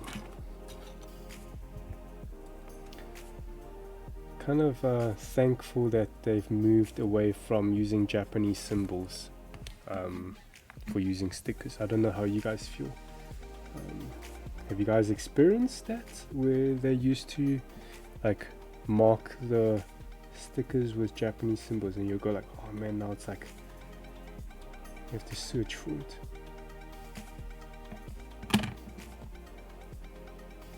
Because yeah, even as an Asian dude, like, oh man, sometimes those Japanese symbols, they look very similar.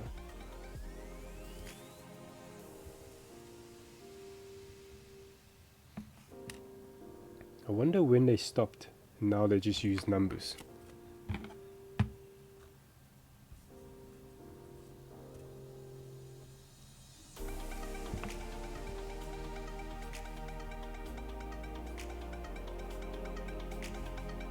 So the stickers I'm applying now, am I even on camera? Sure, I need to check the screen more. Oh, okay, right. So these are like the, what do you call it? The buckle, almost like buckle details.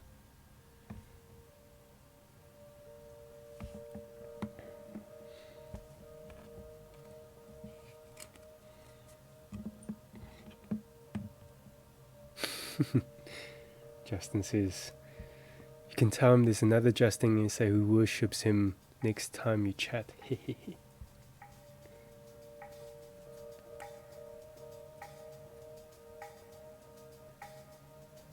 Will do. Will do.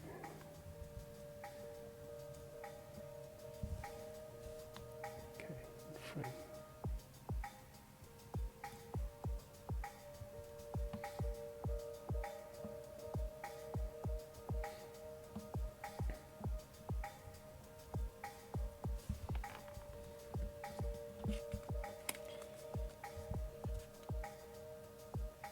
Now with stickers, some people love it, some people hate it.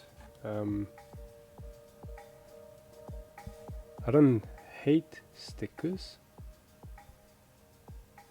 I just don't put them on because I always build kits with the intention of like painting them one day. So putting on stickers is always just like, you know, what's the point? But I can appreciate why. Okay. I need to be careful not to lean too much over and blocking the camera with my big ass head. But yeah, I can appreciate why Bandai uses stickers, because they're trying to make it as user friendly and beginner friendly, you know, with their kits, compared to other model kit manufacturers who like their default is all water slide decals. You know what Bandai is doing with these stickers is they're making it much like an easier entry point for newcomers to the hobby, which just grows the hobby in general, you know. So I see that that's a pro for me.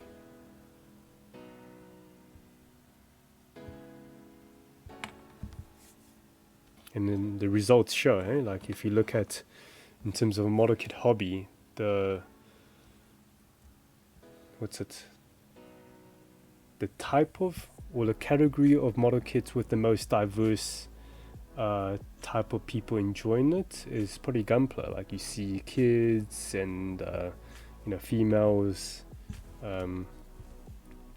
yeah, it's great. Where was I now? Okay, so I've applied those stickers, and now back to assembling. Okay, C20.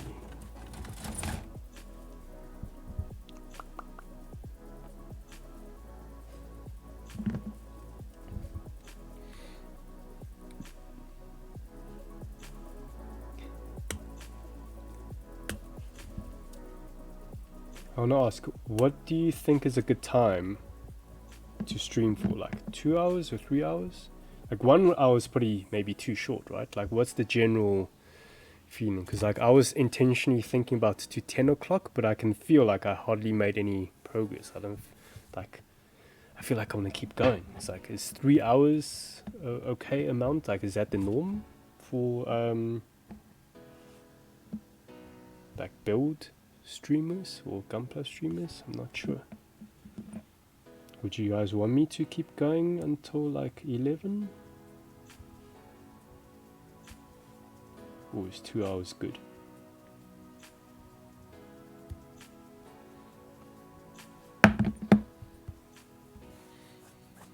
Okay, D15.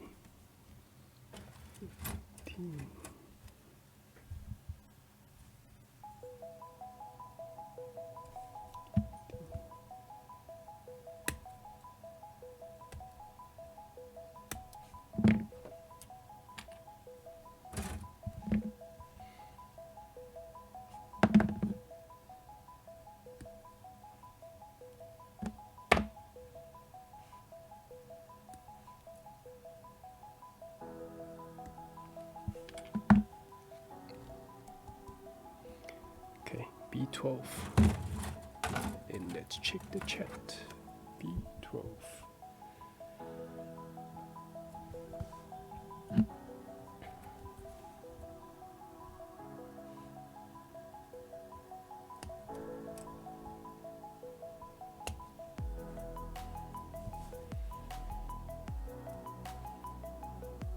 Yeah, I think I'm starting to ease into this whole streaming thing. Kinda. It's like my head's gotta go in multiple places many times. Like, okay, check if you're in the shot. Then check the chat.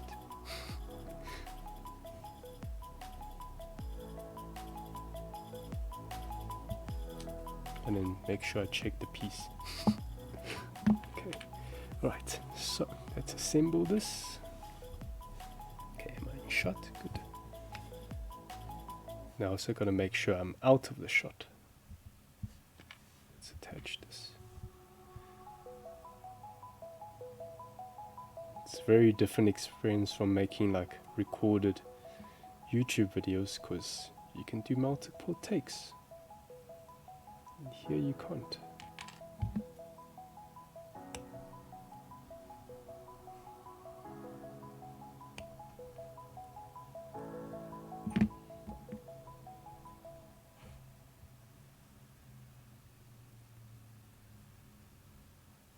There's so many times where I record the videos for my, like the footages for YouTube videos, like I'll find my head like in front of the camera, just blocking the view. Good thing I record enough that I can just choose other parts for the footage. Okay, again, snipping off the male pegs for that easy disassembly.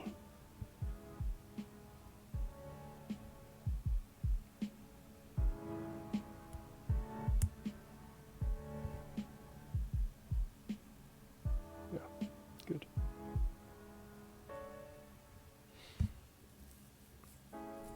Oh, and maybe I can showcase like how to disassemble a piece. Like, let's say if you make a mistake. I've done this for my YouTube tutorial video, but I can showcase it here. So let's say if you only have a craft knife, and then let's say you want to separate this piece, like, yeah, for example, if you missed a piece or whatever, you made a mistake, you need to turn things around or whatever. like wrong orientation of a certain piece, and to get to it you have to like disassemble.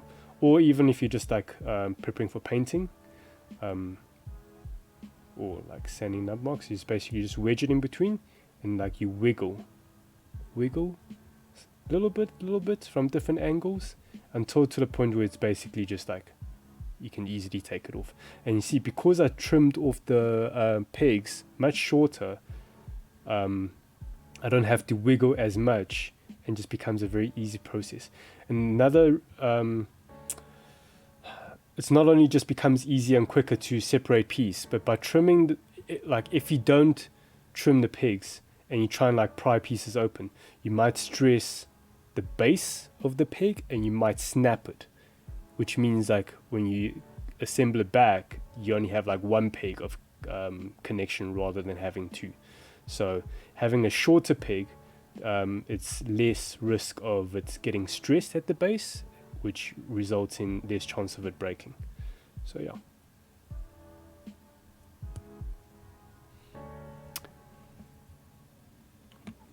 Yeah. Pro tip. No, not really pro tip. Oh, stickers, yay. Okay.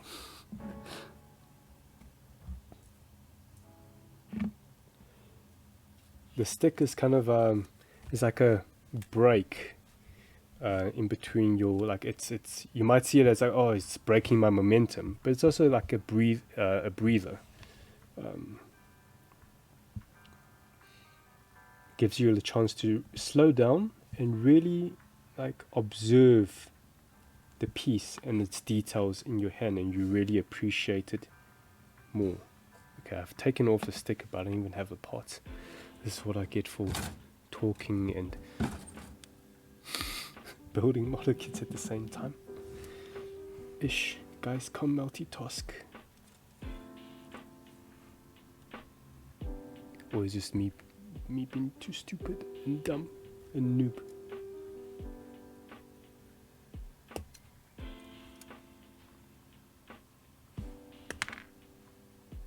Go. There.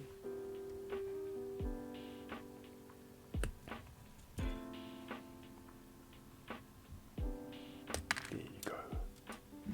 Darcy.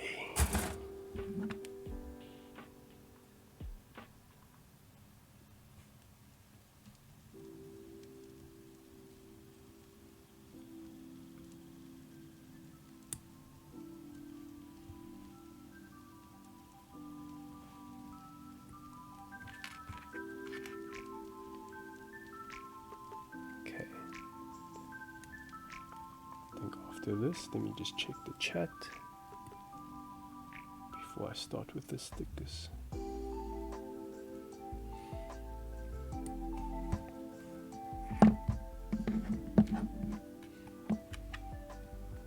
Okay, check the orientation. This is the piece.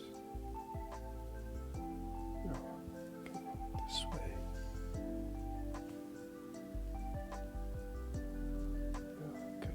Another male pig. Alright.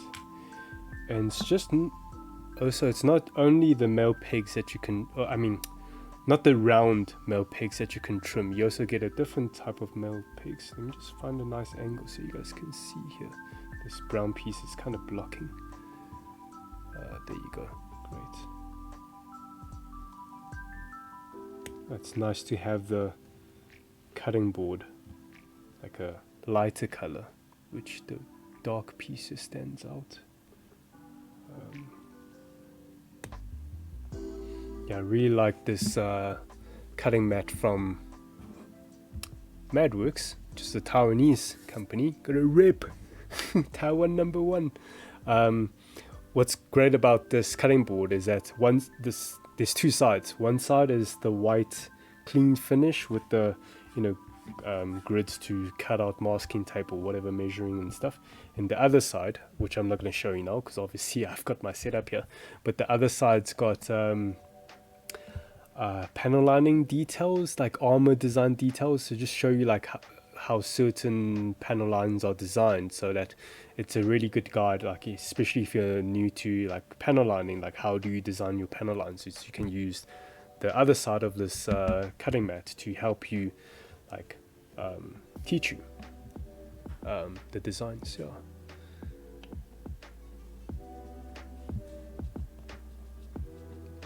Okay, where was I? Okay, so I talked about trimming the round male pegs, but also you can trim these other type of male pegs, which is like it's like a slit, or like a tab. It's just pointing out, yeah, like that. So I'll just give it a, not like they will break or anything, but from disassembling or stressing, it just makes my disassembling process much quicker. Just a little bit, not a lot, just a little bit.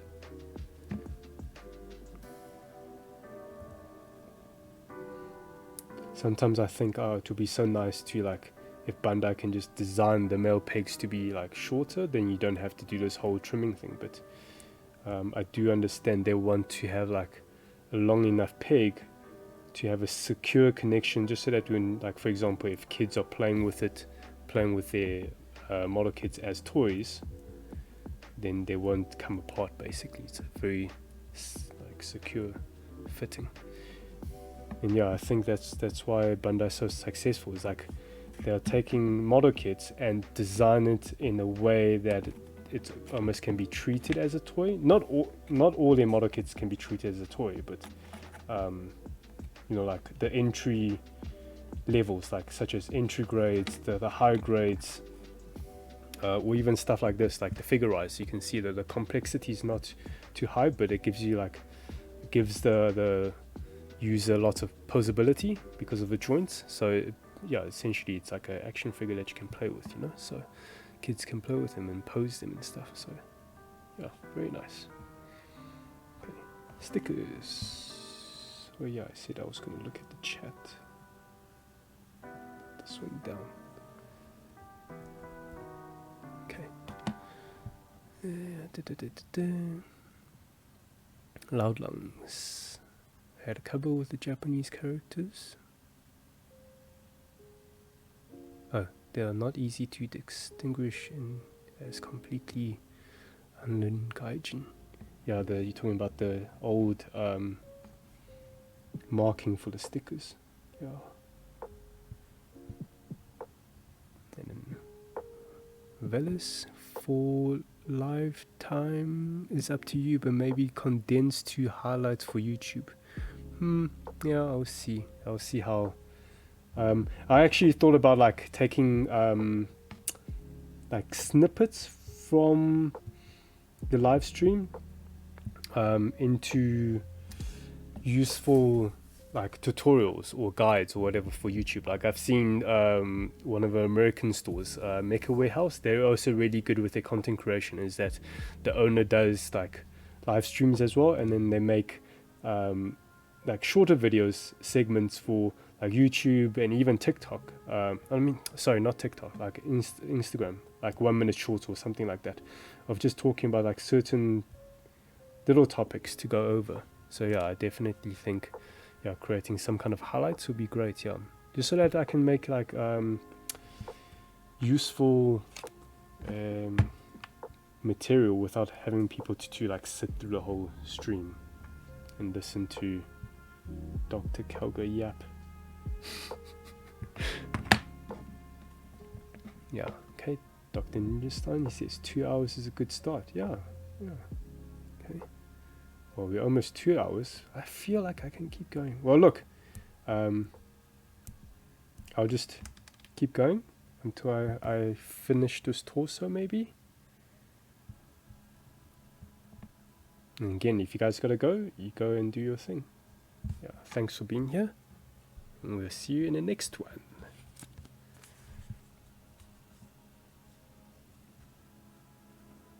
Much appreciated.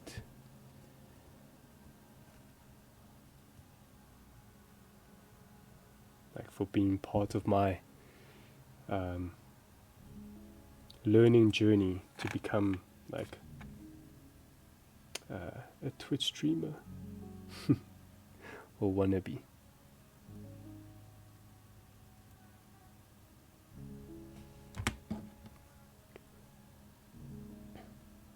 But I do have like ideas how I want to grow the Twitch streams as time goes on. As Paul said on his streams, that we like to do one thing right at a time. Just take baby steps. Get the basics right, fundamentals right, before picking up more. One thing I do want to try at the end of this stream though is to raid somebody. It's always so funny that why they call it raid. It's like as if you're doing something negative to somebody else's stream.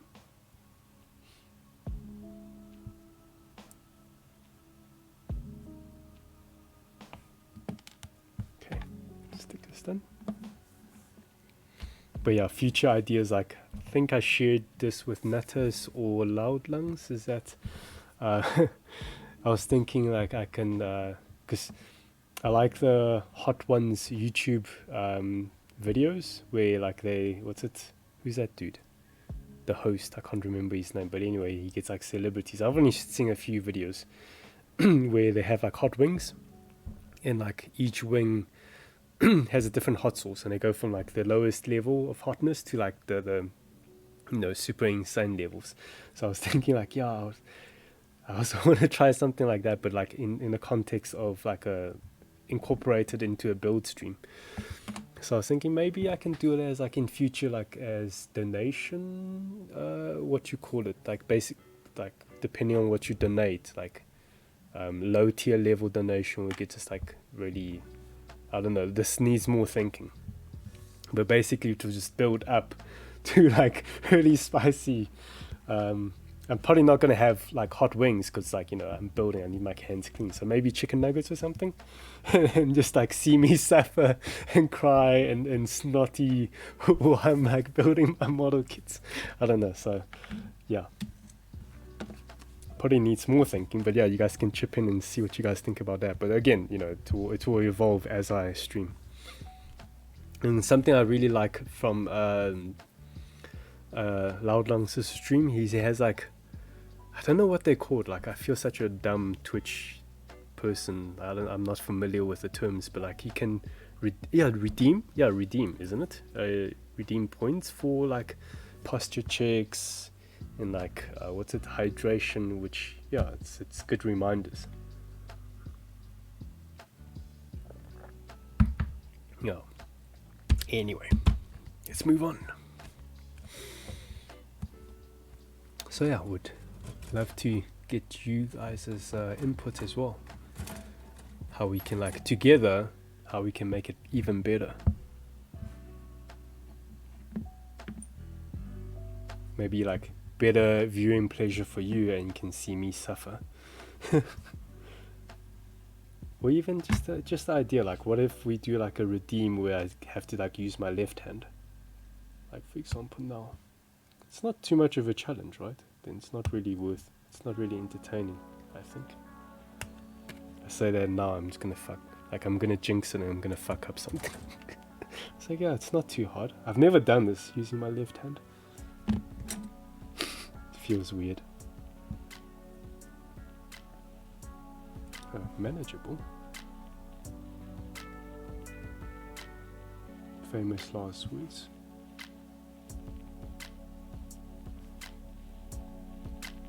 Yeah, okay, that's enough. Back to my right hand. Okay, let's cut out a few pieces. Stickers go away.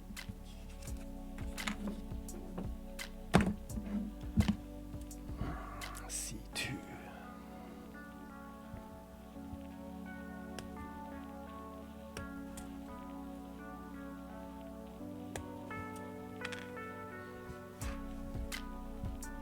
Let's speed things up a bit. Let's cut a few more pieces at a time.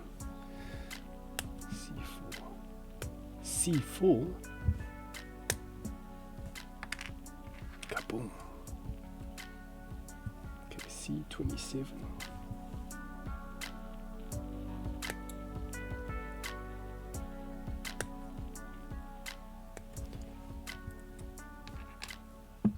cool in this kit that gives you two options how you can build the torso together.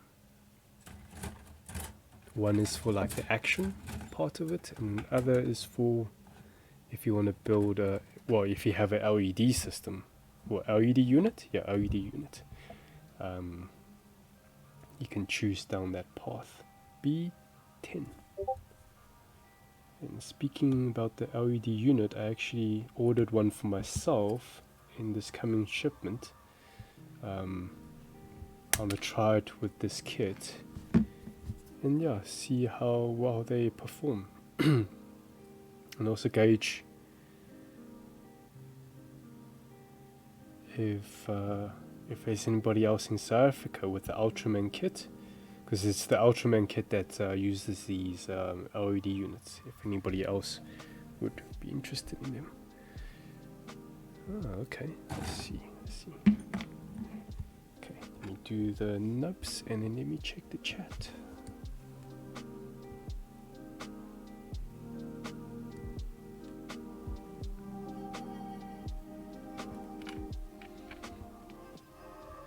This one cleaned.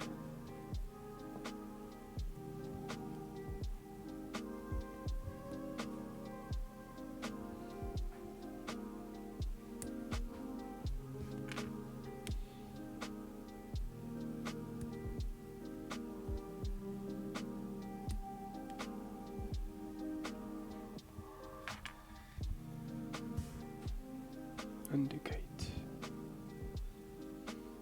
Sure, there's quite a bit of undergating on this kit. That's nice.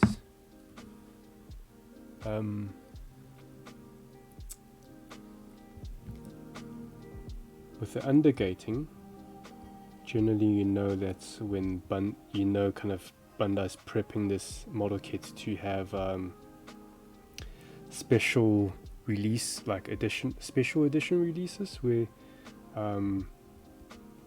have like extra finishes, like for example like plated chrome finishes, and that's where undergating is really nice, because then it's the nub mark's not visible to the eye, so you don't get like a nice chrome finished piece and then like you look at it closely and you see the nub marks. That's what happens when the older Bandai kits, before undergating technology came into play, is like you get really crappy nub marks. And you can't sand it off, because when you start sanding, then you sand the chrome plating away, basically. So it's really shitty. But yeah, I don't really care for those chrome plated kits anyway, because as a painter, you're going to have to like strip away the chrome plating with bleach first anyway. So yeah, it's those chrome plated kits are quite expensive.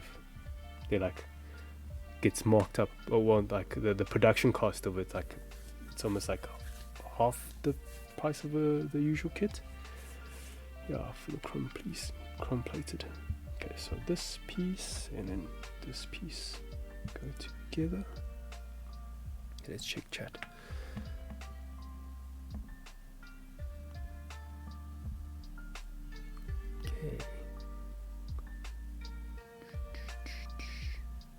Okay, Phyllis, you dropped YouTube.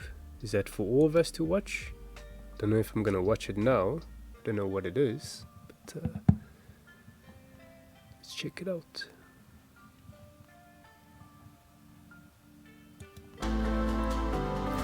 Yeah, go away, stupid app. Inhale its aroma. It's just pain. Oh yeah.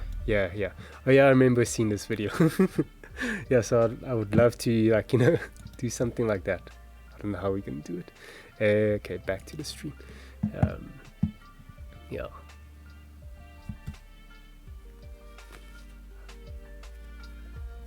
Dr. Ninjastine. Wow, we got a bunch of wasps. Stopped by our front door. One of them came into. Oh no! But good so far. Thank you for asking. Yeah, we ran out of wasp up here. Yeah. We suffer for our art. Are you talking about like doing chili challenges or something? Chili, is it rewards? I don't know. Donos? Okay, gonna trim off these male pigs. Okay, check my camera. Okay, good. Go. Ooh.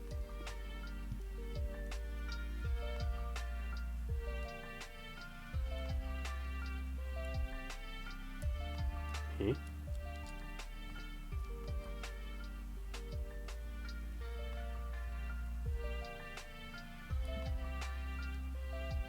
It is this piece, yeah? Here it is.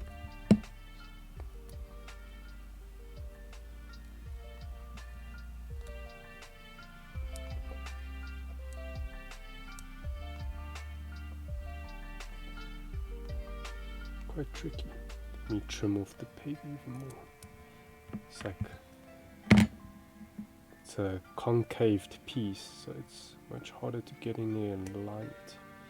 I feel I've trimmed off a bit too much there, but should be okay. Should be okay.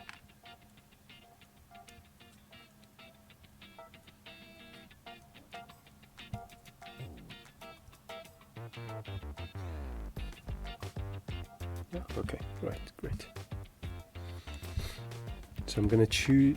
Yeah, okay. So this is what I was talking about. Like the in the manual it gives you two parts. So, if you've got the LED unit, then you build it this path. And if you don't have an LED unit, you build it like following down this path. The one without the LED, you get more posability because there's more joints happening in here. But the path with the LED unit, because of the whole LED taking up a lot of space, it becomes more of a limited posability with waste. Yeah.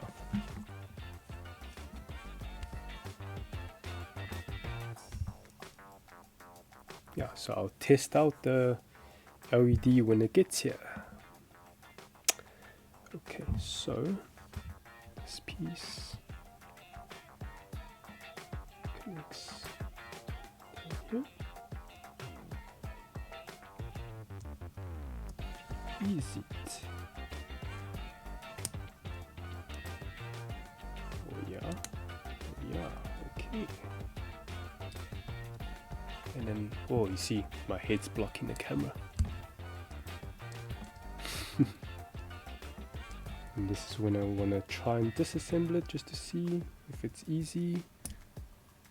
Fairly easy. But let's just give it a trim to make it easier. A little bit, just a trim. There you go.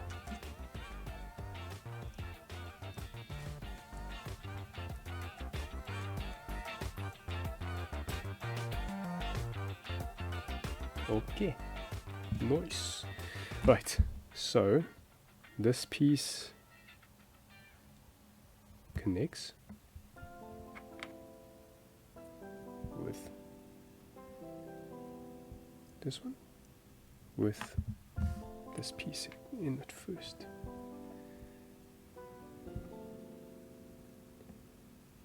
Is the orientation it wants to go in first? No, it's fine. Okay, right. Doesn't matter which sides. Yeah, I'm also building this kit much slower compared to like Gunpla because again, this is like very refreshing, very different.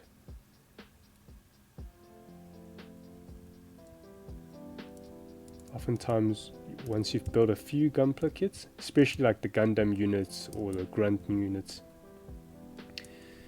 you start to distinguish or note, like just you can identify what is what. Like, oh, this is a, you know, arm piece, legs, and stuff like that. And you kind of know how it's going to come together because they kind of share similar, like, assembly design or logic. Whereas this is something totally different.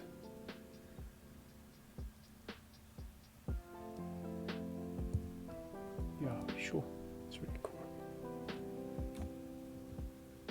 Yeah, so it's nice to have some variety with your, like, you know, with your builds. There's a term going around on the internet, like the, what's it? Gundam or Gunpla fatigue. when you build quite a few, then you kind of just, it's almost like you're going through the motions. Like, yeah, sure, you're enjoying the builds, but it's not as stimulating. So it's nice to kind of, for me at least, to have a few variety. So I go like, a few in between.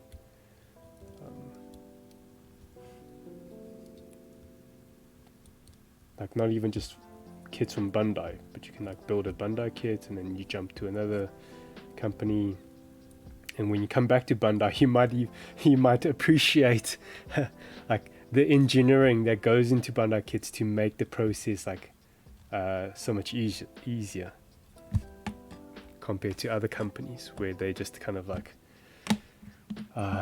design it for this, like, oh, it just needs to get to the end process basically. But Bandai really think about the whole experience journey of it. Yeah, it's a different feeling. Okay, B13. Okay, well, we're almost done with the body.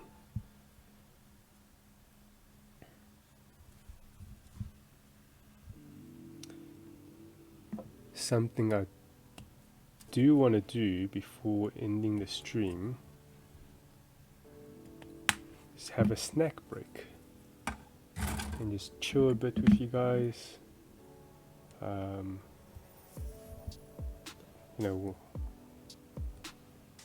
don't know if you've seen my music build videos. Well, the last one with the RG New is that there was a segment in the song where I had like a snack break, where like I had beef jerky that was like sent with a kit from my friend Leo that sent it to me about in August. Well, it arrived in South Africa in August, even before I started Gunpla SA.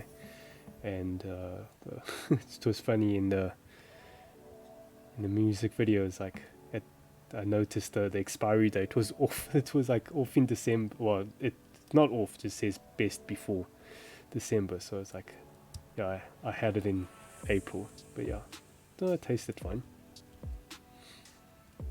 So yeah, for this, so basically like for my upcoming music build videos, I also have like a snack break of different things. I actually bought a snack for this as well that I thought could be appropriate, but I'll show you now. Okay, so this needs to assemble like that to those pigs. I see. Should I trim those as well? Maybe I should trim it. Let's trim it just a little bit. Now, when you trim these pigs, you really like, oh sorry, was my head blocking a lot? I just noticed like my little bit of my hair sticking at the bottom.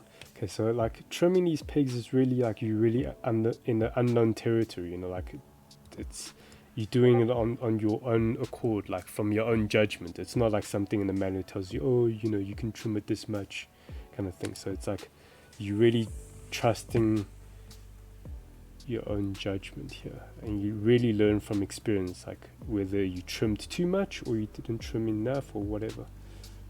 So in this case, is this orientated right? Let's see, check the orientation. Yeah, okay, it's going this way.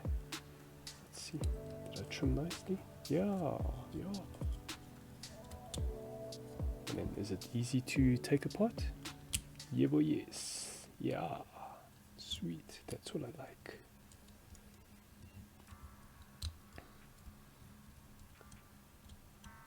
Huh. Interesting. Okay.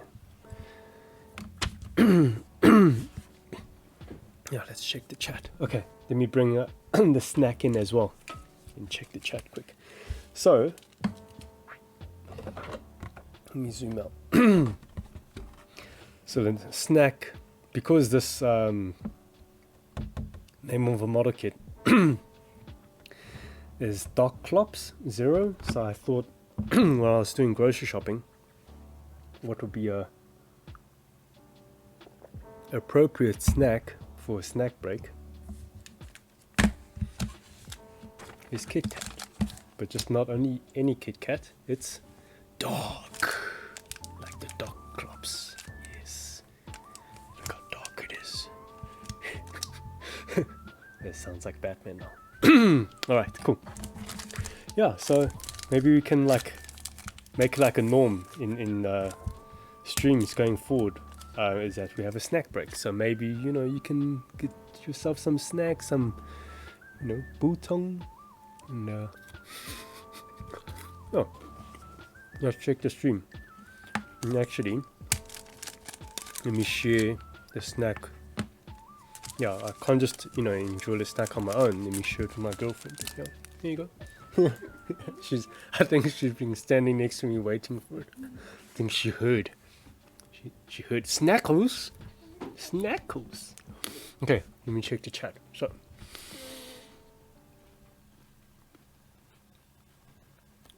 yeah, Dr. Ninja Stan, I hope you sort out with the wasp situation. Villa's latest update to the build is on the Discord. Sweet, I'll check it out soon. Actually, I can check it out now.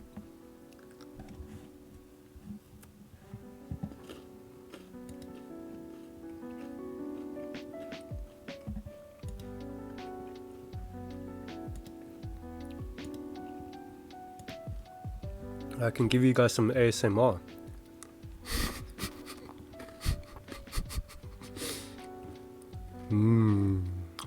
Dark chocolate. Oh, nice. Nice progress. Sweet. Yeah, what do you think of the kit, Villas, compared to HG kits? Very different, huh? It's much more intricate, and the engineering that goes into Master Grade is like, it's the next level. Really cool. Yeah, some people, once they've experienced Master Grades, like it's really hard to go back to high grades. But you know, there's pros and, well, I wouldn't say pros and cons, but there's different, how do I describe it?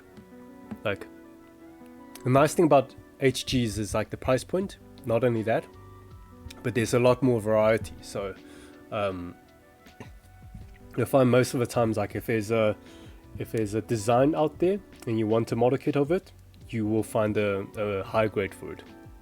The master grades, like the releases are much scarce.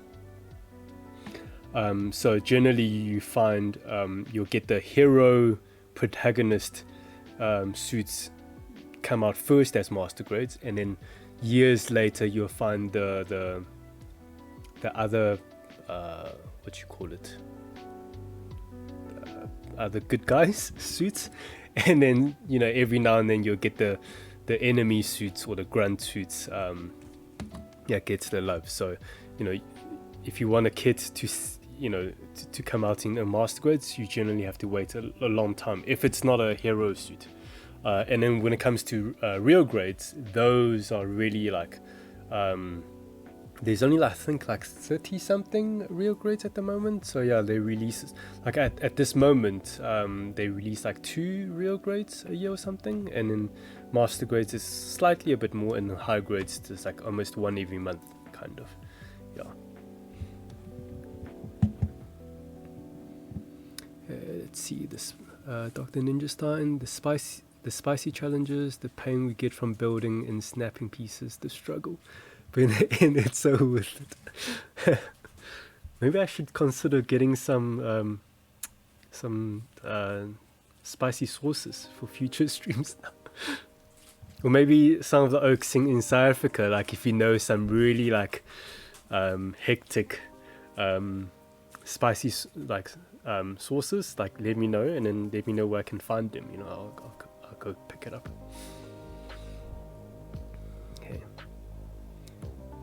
Loud Lungs, glad that you've been enjoying this build so much. Yeah. Hopefully, like there'll be some other people within the build force or new customers that get to enjoy this Ultraman kit as well. Okay, Dr. Ninja Stein. Oh, you can use snack time to check the chat. Yeah, exactly.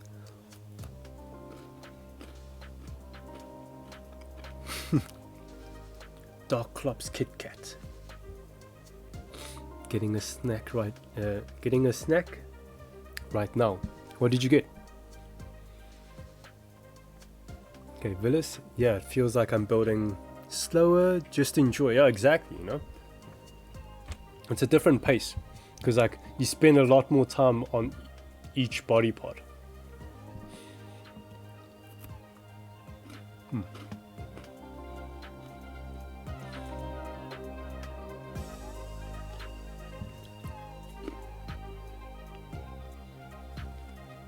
And that wing Gundam of yours can like actually there's a flight mode that it can transform into. So when you transform, you really get a sense of the intricacies of the inner mechanics. Because like the master grades, they're all known for having inner frame details. Like it's not like the high grades, where it's like if you're building a high grade, most of the time it's essentially like, for example, the arm, it's just like two pieces slapped together. And the insides feel a bit hollow, especially with the older high grades. But like, you actually find with the IBO, the Iron-Blooded Orphans high grades, is they actually built like a very simplified inner frame. Then you add the armor pieces on. But in terms of master grades, you'll find they all have inner frames, varied in details. Like some have really detailed inner frames, and some have a kind of a basic inner frame for the armor to like assemble onto. But still, like you can really feel the weight when you pick up a high grade. Like I mean not a high grade, master grade. Like once you finish your master grade win, when you pick it up, you can feel it's not heavy, but you can feel it's like there's weight throughout compared to like a high grade. Yeah, it's sure it's smaller, but when you pick up a high grade, you can kind of feel like it's almost like an empty shell. Not like it's a bad thing, it's just like it's a simple build or design. And then when you do move to a real grade, the real grade have the same scale as high grades, but again, you can, even though it's small and it's not heavy, but when you pick it up, you can feel there's like a weight throughout the model kit. Yeah, RG Mark II next. Well, I hope you can pick one up. I don't know if there's still one in stock. I think there's maybe one more. If we really wanted, I'll consider like maybe picking up like now if you can, just so you can add it to your backlog. Because the thing about getting restocks or like getting the stuff back ordered is that we don't know, we can't guarantee when they're going to be coming back into our store, because we depend on our suppliers and they depend on the manufacturer, which in this case is Bandai. And Bandai, they don't always just reproduce like model kit like they reproduce like every single day, but it's like they have so many different SKUs, like probably over like 10,000 or 20,000, probably even more. So every month they'll like reproduce different kits, depending on like especially like depending on the new releases. So like if there's a new release of God Gundam coming out later in the year, then closer to it they'll start reproducing the other suits from the same series, for example. So yeah, if you want a kit like and if you've got the cash for it, try and pick it up before it gets sold out, because yeah, we don't know when we're going to get back in. For example, the MG Barbatos is a really great example. Like we ordered a few when we started back in December and sold out within the first 3 days, and then like we bought in like 4 units, and then in January, was it January or beginning of Feb, we bought in 12 units. We were quite lucky that the supply had stock, and then sold out within 2 weeks. And then it's been on our back order, but you know, the Bandai hasn't issued reproduction, so you know, people that wanted it, they just gotta wait basically. And I'm also one of those person that is waiting for the MG Barbatos. Like I haven't purchased one for myself because I have so many backlogs, so the MG Barbatos for me can wait, but a lot of people, they really like trying to go crazy for it. Okay, so let me just finish the neck and we will probably call it a night. Okay, let's see.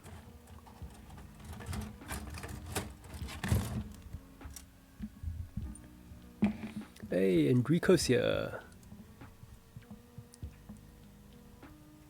Hey, how's it going, man? Cool. Yeah, Dr. Ninja Stein says IBO are great for kit bashing and customizing, yeah. Because a lot of them have shared inner frame. Yeah, so they're really easy to like make your own kit bashes. You can swap out the legs and the arms with other kits because they share a lot of similar design language. And I actually feel the whole 30 minutes line that's really popular at the moment because they're really good for customizing. I feel like the IBO kits were almost like a testing bed for Bandai to release the 30 minutes missions line. Yeah. Yeah, Willis, I'll wait, maybe one day. Yeah, nothing wrong waiting, as long as you're patient, then it's all good. Yeah. Like I mentioned, like when stuff is sold out, we'll always put it back into back order. So like, as soon as we, can get more units of them, we will get it back in. But yeah, just depends on when. Enrico, hey, how are you? Huh? Hey, how are you still going? Oh, well, pretty easy, huh? Pretty easy. Once you start snipping, you can't stop, is it? Okay, C21. C21. The hard part is multitasking between chat and building. And also checking my camera to make sure my stuff is in frame.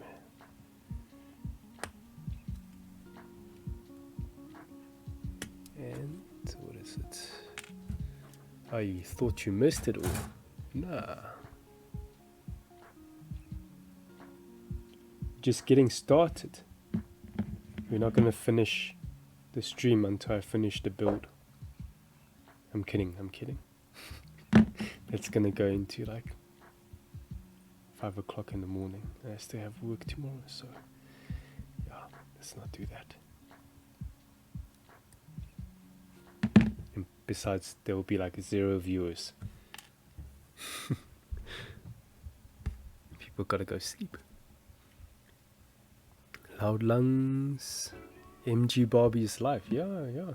I'm jealous. You guys get to be in the Barbie gang, and I'm like, just feeling FOMO. Okay, but I've got lots of other projects and other kits waiting for me to build, so yeah, I'm not in a rush.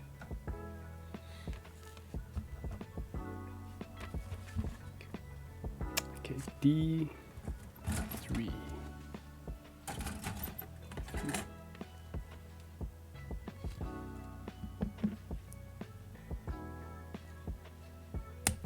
Let's zoom in.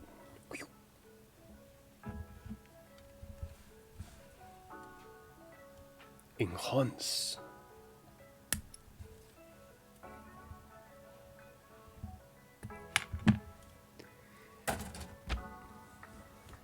And then E. What I really like about this kit is that they designed a lot of the pieces in assembly for the LED unit. So like this piece here is like a clear. Oh! I just used my nice nipper. Ugh, can't multitask. Talking and not thinking straight. Okay, first cut with the entry nipper. And then second cut with a nice nipper.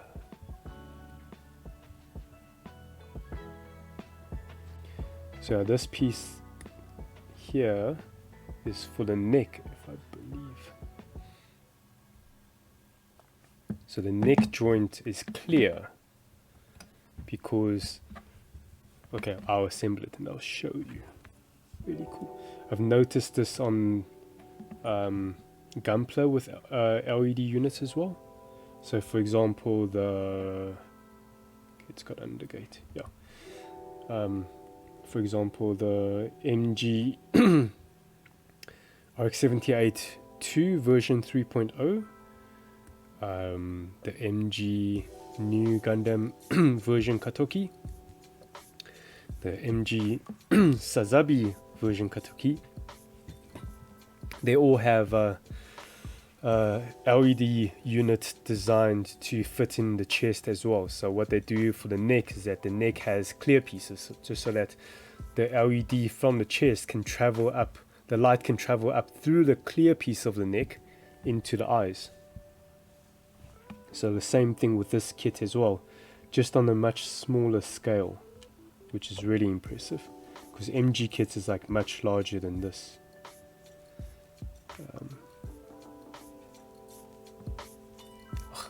My head, you see what I'm talking about. I need to watch the screen to make sure my head doesn't butt in. Okay, like this. Yeah, okay. All right. Let's see. Yeah, so I have this habit of assembling and immediately disassemble just to see, okay, is it easy to disassemble for painting? If it's too stiff, then I gotta snip at it. Snip the male pegs. Okay, this. Sure, I've never talked this much. Yeah, like a single setting. I think my throat is feeling it now. Yeah, okay. Alright, here we go.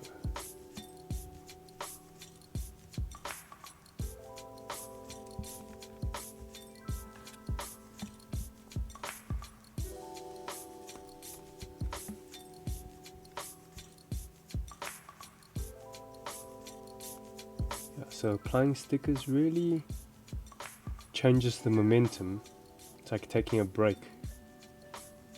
You can take your time and observe the piece and really appreciate the intricate details as well. It's the same thing when you start doing panel lining.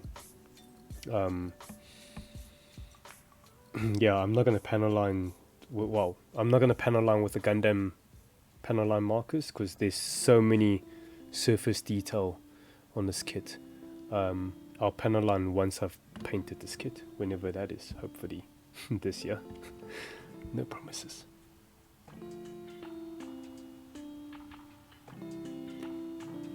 Yeah, so this piece goes in. Wait. Yeah, so maybe I can demonstrate. So basically, it's not this configuration. I'll need to change it up, but basically you can see there's quite a bit of hollow gap in the chest already. That's for the LED units to hold in, and the LED for the Ultraman has two LEDs in one unit. Like there's one in the front which shines through the chest, which is this milky white clear piece, and then there's another LED at the top that shines up through the neck, which is like a clear pink, and then it travels through there, that little one dot that's still the clear piece that continues into the clear piece inside the head. And obviously there's like openings within the visor, so it will actually travel like out the visor. So yeah, I'm quite excited to get the LED unit in to experience it. Okay, let me just see if I can actually assemble now, because I'm going to jump ahead in the manual to see if I can assemble the head, or if I'm missing any pieces.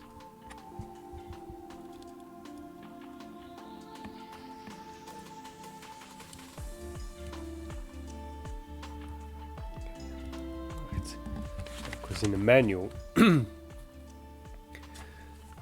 it stops here and then starts going on to the arms, and yeah, the right arm, left arm, the leg, and then continue with the leg. So it's only assembling, yeah, so assembling's here. So I think, yeah, I can assemble the head. I don't think there's anything else, so let's do that. Let's do it.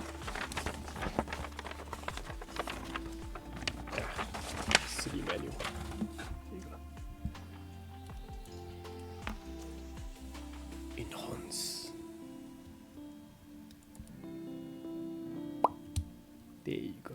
Sweet. Oof, look at that.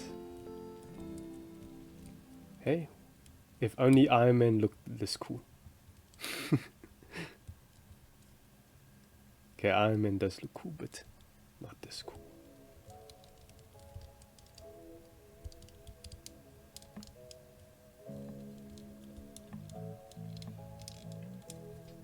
Yeah, I kind of have ideas how I want to paint this guy already, but maybe I'll share that later once I'm like finished with the build or something.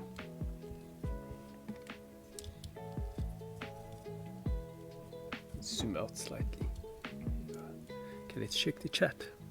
Yeah, I think I'm gonna stop here for tonight. Let's check what's happening in the chat here. Enrico. What's up, Jeff? Glad I could join a bit late. Sorry. Nah, man, it's all good. It's all good. There'll be more in future.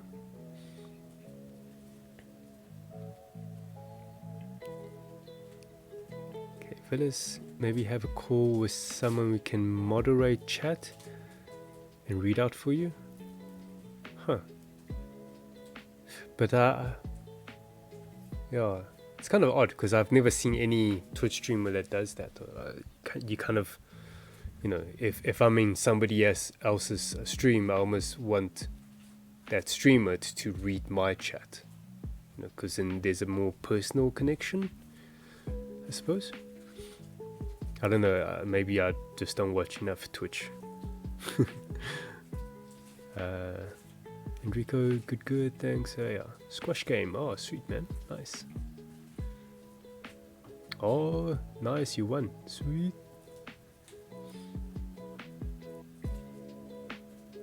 Loud lungs. That's big brain Bandai. What's big brain? The whole clear piece in the neck so the light can travel through. Yeah. It's.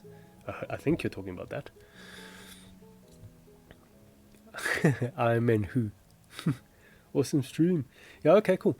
So yeah, thanks for joining, guys. So I want to do this raid thing.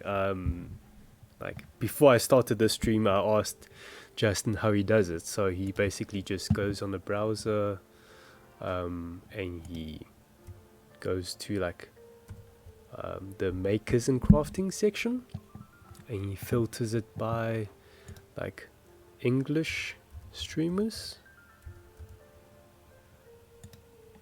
and like sort by viewers low to high. Let me do this.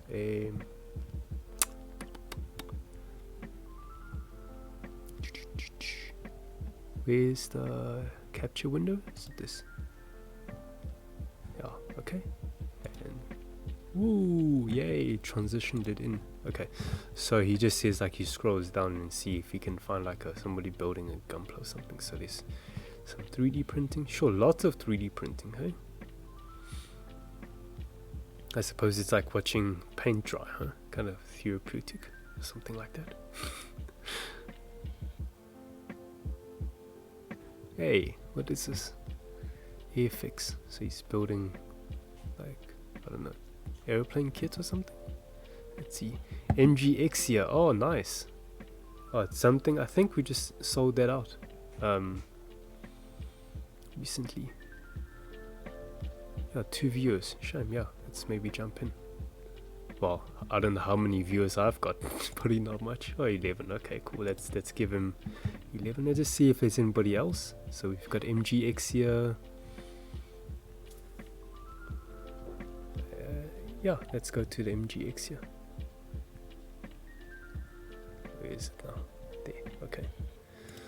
So how do I do this? You said /raid, was it? And then I type in, what do I go into their stream just to get the what's their username? Very unemployed. Okay. Well, I hope they still have enough money to buy Gunpla. So do I do this raid very unemployed, is it? And then actually don't know how this works. So like, do I end my stream before I do this? Like, Loud, actually maybe help me out. Like, what is the steps? yeah. Actually don't know like how this works.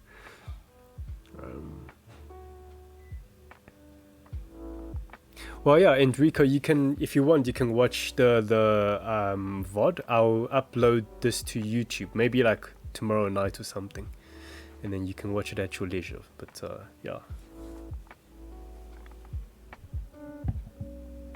I shared some like tips on building, but you know, for you probably know all these tricks. Yeah. Okay, Loud Eyes, I hope you're still here. Right, so no, raid then end. Okay, right. So okay, let me do an outro or something like that. Okay, so thanks guys. Maybe let me switch to my face cam, huh? Even though my laptop webcam is like really low quality, but yeah. Right, thank you guys for joining my first stream. I'm slowly easing into it, but yeah, thank you for being here. I really appreciate it. And until the next time, it's probably gonna be Paul's turn to stream next time. But yeah, until the next time in his stream and then my stream, you know, keep building joy. Boom. Okay, then that's raid. Okay, so raid then end. Okay. Okay. Am I raiding?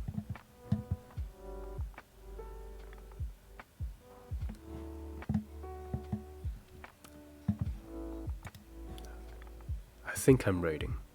I think. And then I'll end.